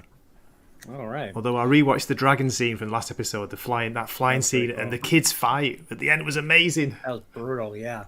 So yeah, Gray, konnichiwa. See you later. Easton, see you, man. He's in his own little world. So I think after all this, I think I'm going to give this episode. Probably going to give this episode maybe a 7.5, 7.8. 7.8 Nerdporial of the Tides over there is given that's a high score for you. I don't think you've given an 8 before. Yeah, I have. Yeah. Really? Yeah. Okay. Yeah. I think last week I gave it or not last week. I think a few weeks ago. A few weeks ago I gave it like an 8 or something. I'm not sure. I don't remember. But yeah. So 7.8 Nerdporials out of 10. So close to Gray's score. Gray gave it an 8 out of 10. So it's like I was high when I said that. Yeah. So what's funny is I feel that's weird because now the positions are reversed. Now I feel like I'm the downer, and you're the optimistic one because you're usually the downer. You're usually Steve is the downer this time. Steve is definitely the downer. He's the but you know what? I appreciate that. I think we said it in the private channel that it stirs things up a little bit. It causes us to kind of reevaluate our reading of a scene, take in somebody else's perspective. Steve and I were talking on an earlier stream about how important it is to hear somebody else's view on something. That whenever your mouth is moving, you're not learning anything. It's only when somebody else is talking to you that you actually have the chance to learn. And so Steve has honestly made some good points. I think I still enjoyed the scene. We love you. I still enjoyed the scene or the episode, but I don't. It's not hard for me to understand the way that you interpreted some of those scenes and how you viewed it. So, hey. Well, look. So I came in a little hot, right? I mean, you guys put me on the spot a little bit. Said give me a rating, right? So it's like That was me. Sorry. Yeah, no, that's fine. Right, but so and I'm not changing. Like there were problems for me in this episode. Like, but talking to the bulk of the episode was actually pretty darn good between the throne room scene, which was fantastic. The beginning with Damon, I enjoyed. I mean, just the very beginning with him, looking at the clutch of eggs and sort of setting up wherever that's going with those 3 eggs for his 3 children that turns out he has now, right, with Rhaenyra. So I thought that was good. The sneeze stuff, Driftmark, not good. I did think. And then you go into a lot of the King's Landing, and then of course getting to King's Landing stuff was like, what the hell is going on? And then all the stuff at the throne room, the dinner was good, and then just for me the ending just it just wasn't. There was one thing missing to make that ending stick for me. But I mean, I say 6.5, 7. I mean, because those two scenes especially were really good for me. What do you think? So when you say a couple things missing that would have made it better, what kind of things are you? What's the first couple ones that come to mind for you? Well, I'd be curious. I mean, well, like the end of the dinner scene, there needed to be some tension to make that flip more believable for me. That instant acceptance that Viserys wanted her to usurp Rhaenyra, who she had just made up with, and who genuinely, said that wanted to rekindle their friendship, because it looked more genuine to me that they wanted to reunite and have their friendship begin anew than her immediately backstabbing her because Viserys said so when he was dying and drugged. I think some work could have been done there to build a little bit of not over the top tension, but something going, well, you know what? Maybe they're not as good as we think. Or bring in Laris. Just have him have a discussion with her, and then she'll change her mind. Yeah, or something Laris going. Laris has exactly. that ability to do that. Yeah, yes. Some a worm, or spider whispering in the ear. I think, and I also think that Otto being. I think that Otto could have done the same thing. Just been like, well played, queen or something. Well played, daughter. They think you're really okay with all this shit, right? So something from him, because he's been driving this whole thing with her and the play for power this whole time, this whole season, right? So something from Otto, something from Laris, something just between the two girls to set up that final scene that makes me believe more that she, on the drop of a hat, on a single word from Viserys, who is dying and honest and drugged up, that she would just believe it and not go, well, maybe he's just speaking out of his mind. Because I think a rational person would have said, man, he is just talking gibberish, especially because she didn't even understand what the hell he was saying. Yeah, nobody knows about that. Yeah, Aegon, and that was enough. It's like, well, there are other Aegons in the Targaryen dynasty, right? So I just think there's a little bit of work that could have been done prior to that to make that actually land a little bit more. Just to say, okay, you know what? Yeah, he really didn't mean all that. That was all for show. I just think there could have been some work done. So again, I think the show is suffering from something we've talked about before, where I think the first couple episodes before the time jump could have probably been condensed a little bit. Some of those were a little bit slower. Some of them I don't think accomplished a whole lot. Some of those were maybe scenes that we didn't actually need to even see. That could have just, hey, tons of things happened before episode 1 in the history of Westeros that we never got shown, right? And some of the things in those first couple episodes could have just been like all of those other things that happened in Westeros that we never saw, right? And that would have given some more breathing room for this back half of the episode. So to agree with you, Steve, I think that if the dinner had been maybe last episode and the switch and the death had been this episode, or even just farther space, maybe within the same episode, with some sort of triggering event kind of in between. If they'd just given a little more space between those two things, I think it wouldn't have been so jarring. To me, I'm maybe giving a little latitude because, again, I understand that I think they needed to flip that switch for the next episode to happen, and they gave us enough of a plausible reason for it. So I've said this before that, like, I'm generally willing to kind of accept a fig leaf as a fig leaf, as long as, as long as they just kind of, hey, we're doing this thing, we're moving on. If it actually makes a good plot event kind of able to happen, I'll give it to them. And I think that's what they're doing.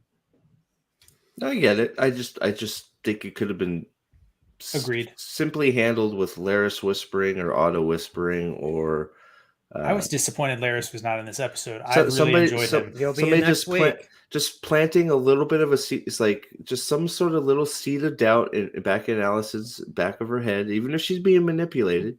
Just manipulating her father or Laris, just saying, that was well played, and her sort of looking at him like, what? And then that's all it would have. That's all. Something like that would have.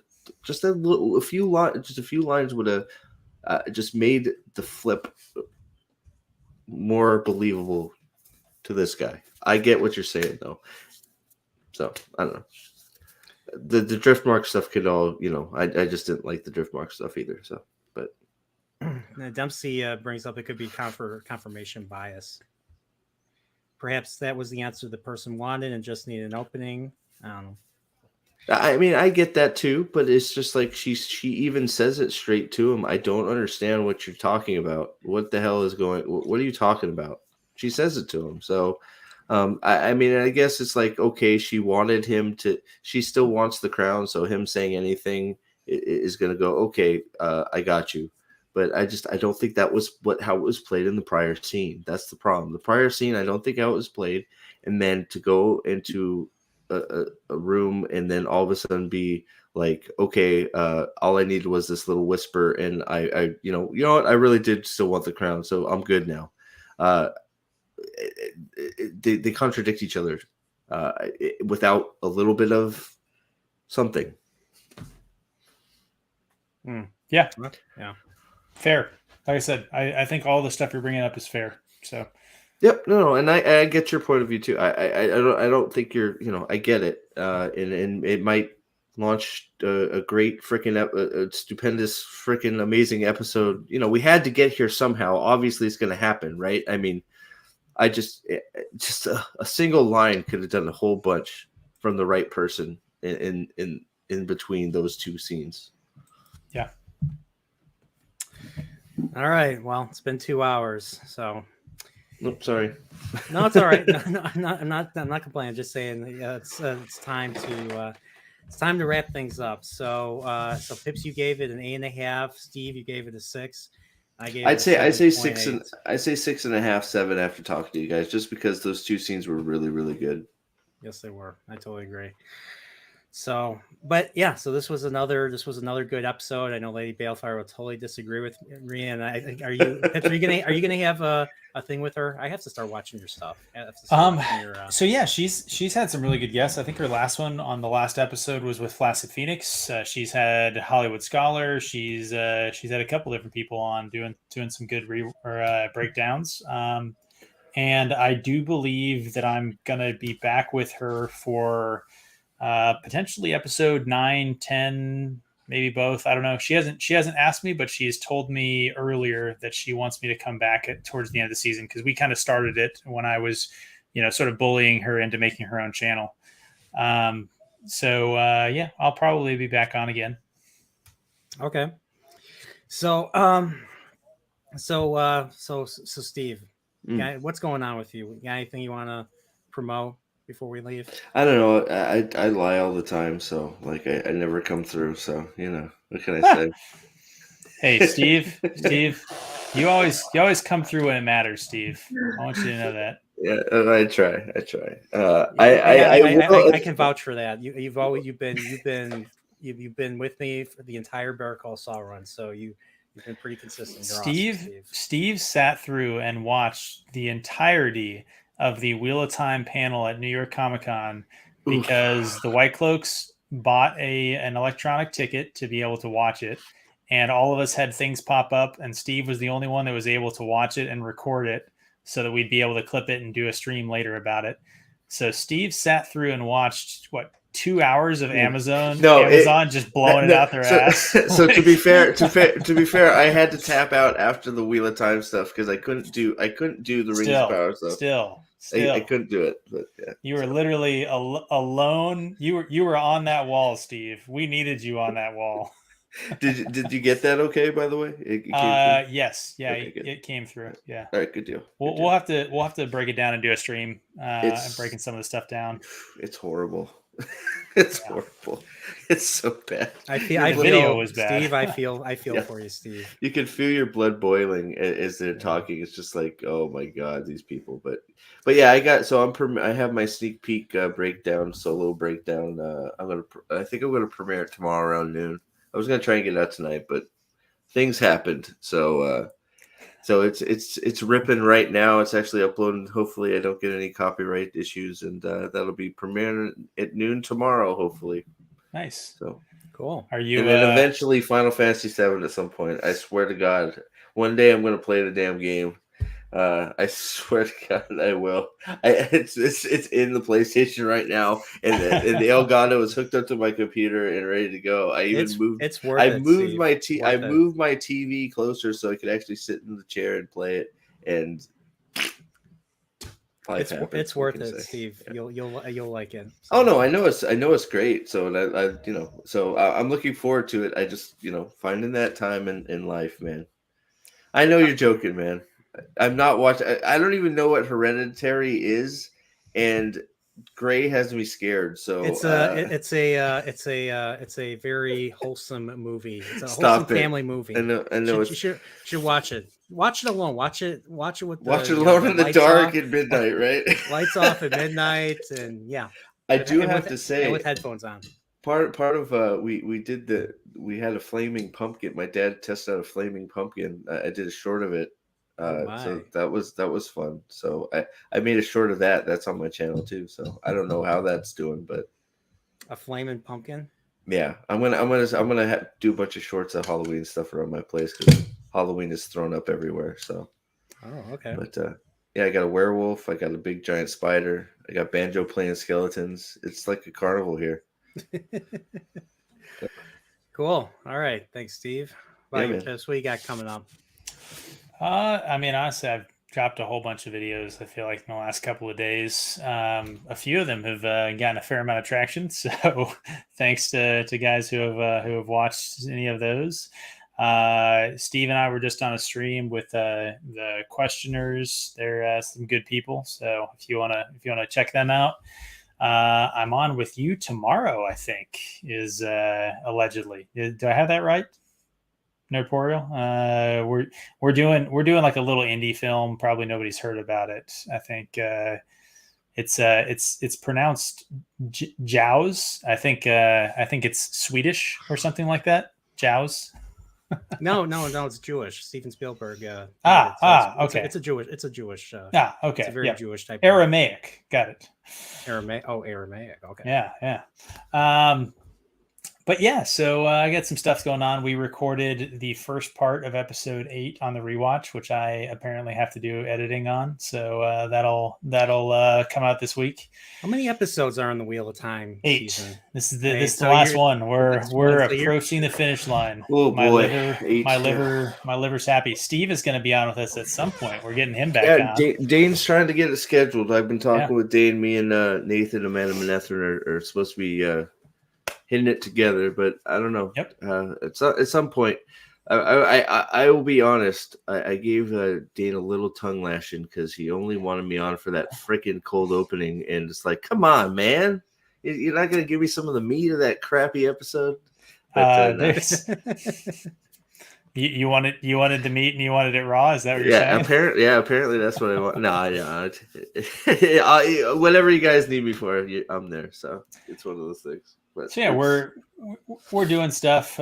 Steve is always gracious and asking us on his streams occasionally, and we're just out and about. I suppose the only real news is that my YouTube channel has been banned. So Wait, I didn't even know you had a channel. Wait, So do it was- you even have subscribers? Wait, what? I had like 6 subscribers. Was it a Pips it YouTube was- channel? I didn't even Yeah, know that. it was only it was the Pips at White Cloaks sort of channel where Yeah. it was just where I posted I had some playlists of like other people's shows. Your House of the Dragon shows were all linked on my channel for anyone who would see me commenting somewhere and would click on it. They'd come to all the things that I've been on personally, and then it had links to the White Cloaks main channel where like, hey, go subscribe to White Cloaks, don't subscribe to me, that sort of thing. Yeah. And I got an email saying that I've I guess I could pull it up to sort of give the real language. So like the one you use to like Yes. be in chat and stuff? Yes. You So that's can't why I use that haven't been in anymore? the chat today. There's been no Pips in the chat because the Pips White Cloak YouTube channel has been permanently banned. So I've appealed it. They didn't really give me grounds for it. They just said serious and repeated violations of the guidelines was the text.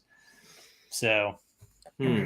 All right. Well, somebody go tell some of the big channels or the quartering. Go tell the quartering that You're the White under Cloaks attack. are under attack. That well, sucks. yeah, we'll ask. We'll get some of the. We'll start a little bit lower and work our way up to work our way up to them. So, But hey, go we'll- sub to the we'll- White Cloaks, and I'll just make a new YouTube account after it's blown over. Ban evasion. There you go. All right, but yeah, so yeah, we'll lend you support. That's I'll put some together afterwards on Twitter. All right, but yeah, so in my case, so I managed to complete it. I was scrambling. I was up all day. I was up late trying to get this done. Planet of the Apes is finally done, Nice. and Nice.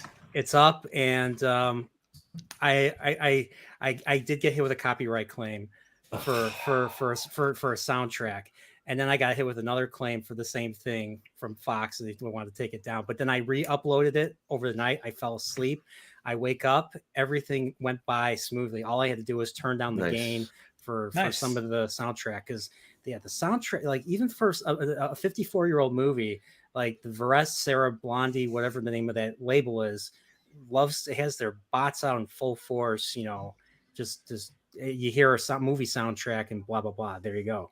So one way to get around that, and I had to do this, find some orchestral, find some live versions of that, and they can get past them. So that's what I use. That's why my opening is very, very loud. I'll say very grand, is because it was a live performance.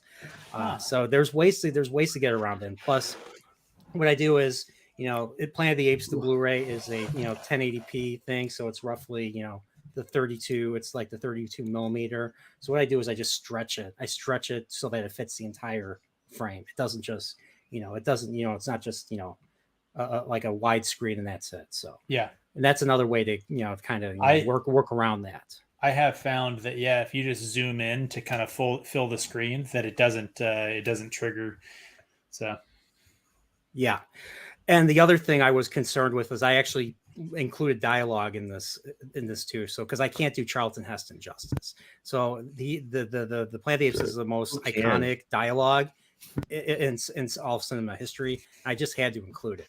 That and the Simpsons, that and all the Simpsons, tributes, I'll say. So I just have to respond to Nosferatu here and say, well, I now have 0 subs, so get bent. Nosferatu. I love Nosferatu. He's so awesome. Shane says, I haven't gotten no notification on your Apes video. You know what's funny is like I didn't either. You know what's funny is like I've noticed like my just performance of everything just went drastically down. Views, everything in my analytics just dropped just this last month, and I'm trying to figure out what it is. I don't know if it's because I haven't uploaded enough, or I don't know. The same thing. I think it's that among the community that we kind of are in, Rings of Power, I think, is sucking the air out of the room. I think that there's so much Rings of Power related content that unless you're doing Rings of Power, I think that you're getting a lot less clicks. I think it'll be interesting to see when Rings of Power ends if those views start going back up again.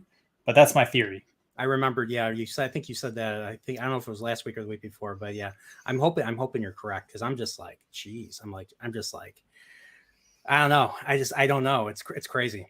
Dude, you're making such good stuff. Like I really, really appreciate the way that you approach your projects. So I think they're going to come back. So I think just keep doing your good stuff. I didn't get the notification for it either, but I'll go check out the Planet of the Apes. And yeah, I agree, man. Like, yeah, high quality content here. High quality H2O, man. Like, stop laughing at me, Steve. I'm kidding. I love the water. I love the Water Boy. I love that movie. That movie. My brother and I we laugh every time we see that. That's a great. Look, you're fair to everything, and so when you are negative towards something, it makes it speaks volumes. At least that's how I feel. I mean, so you know. And it was announced that I have to do a reaction on that I haven't done yet. Picard season 3. They released a trailer. Boy, man, dude, I know you feel bad for us for Wheel of Time. I feel bad for you for that crap, man. I'm going to tune in your reaction. I want to see because it's like Steve said. Well, I did a reaction to they released a teaser I think last week or a couple of weeks ago on Star Trek or about a month ago on Star Trek Day. So. And I was just like, I saw it and I was just like, I just didn't really take it seriously. But someone I do follow, Robert Meyer Burnett, has been pretty vocal on how bad, New Trek has been. But he's been pretty positive because he's learned what this season 3, this final season of Picard is going to be. So I'm kind of like half in the bag on that. So I'll have to check it out. But nobody else on Twitter believes him. Everybody thinks he's full of crap now. Well, it's just. I don't know. And I don't blame people for feeling that way because of all this. They came out with so many seasons, and the best that they did was Strange New Worlds, and I saw it and I didn't like it. Well, I've watched not much of Robert Byron Burnett. His taste is questionable. I'll just leave it at that. On certain things, sure. On certain things, sure. But like with Star Trek's the one thing that I kind of connected with him on. So well, somebody told me he had started changing his mind about Discovery at some point. I was just like, whoop, well, there goes that. I don't know about that. I don't know if that's true or not. I'm not sure. I have no idea if that's true. I have no idea if that's true. So yeah, it's all hearsay.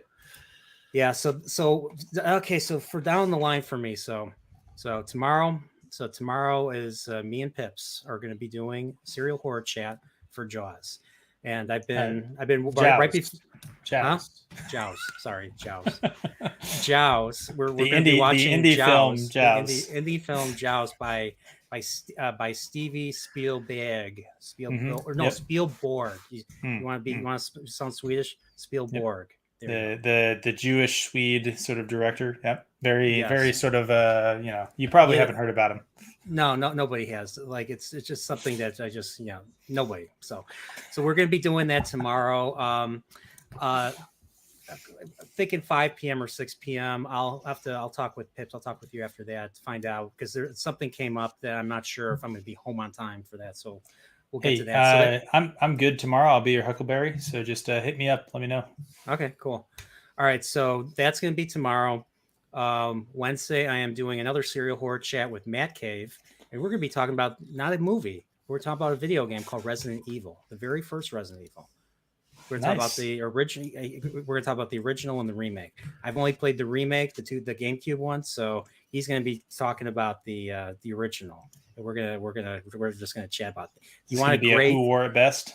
If you want to, well, the remake's better, but we're like the game is one of the most messed up stories you can ever play. It's just such a good game, and so I wanted to include a video game in the serial horror season, so I did that. And I think Friday. Oh yeah, Friday. Me, Salty, and Snowdub are going to be talking about The Thing, the John Carpenter thing. And so that's going to be Friday. And after that, I have more planned. I have more serial horror chats planned down the line, but that's I'm just going to say that for now. So Next project is probably going to be a Metroid related project, probably the first mission of Samus that that I announced after my Ocarina of Time retrospective. So that's probably gonna be my next thing. And yeah, that's where I'm at. So I mean, still plenty of projects.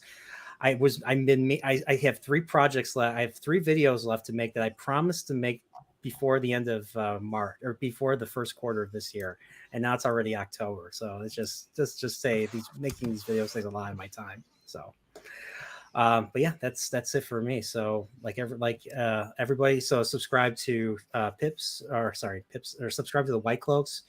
You can't subscribe to Pips. Sorry, you can't subscribe to Pips. Sorry, I didn't mean to. I didn't so mean to fresh. reopen that. The wound is so fresh. I didn't mean like Admiral Kirk says. There's a danger in reopening old wounds. So there you go.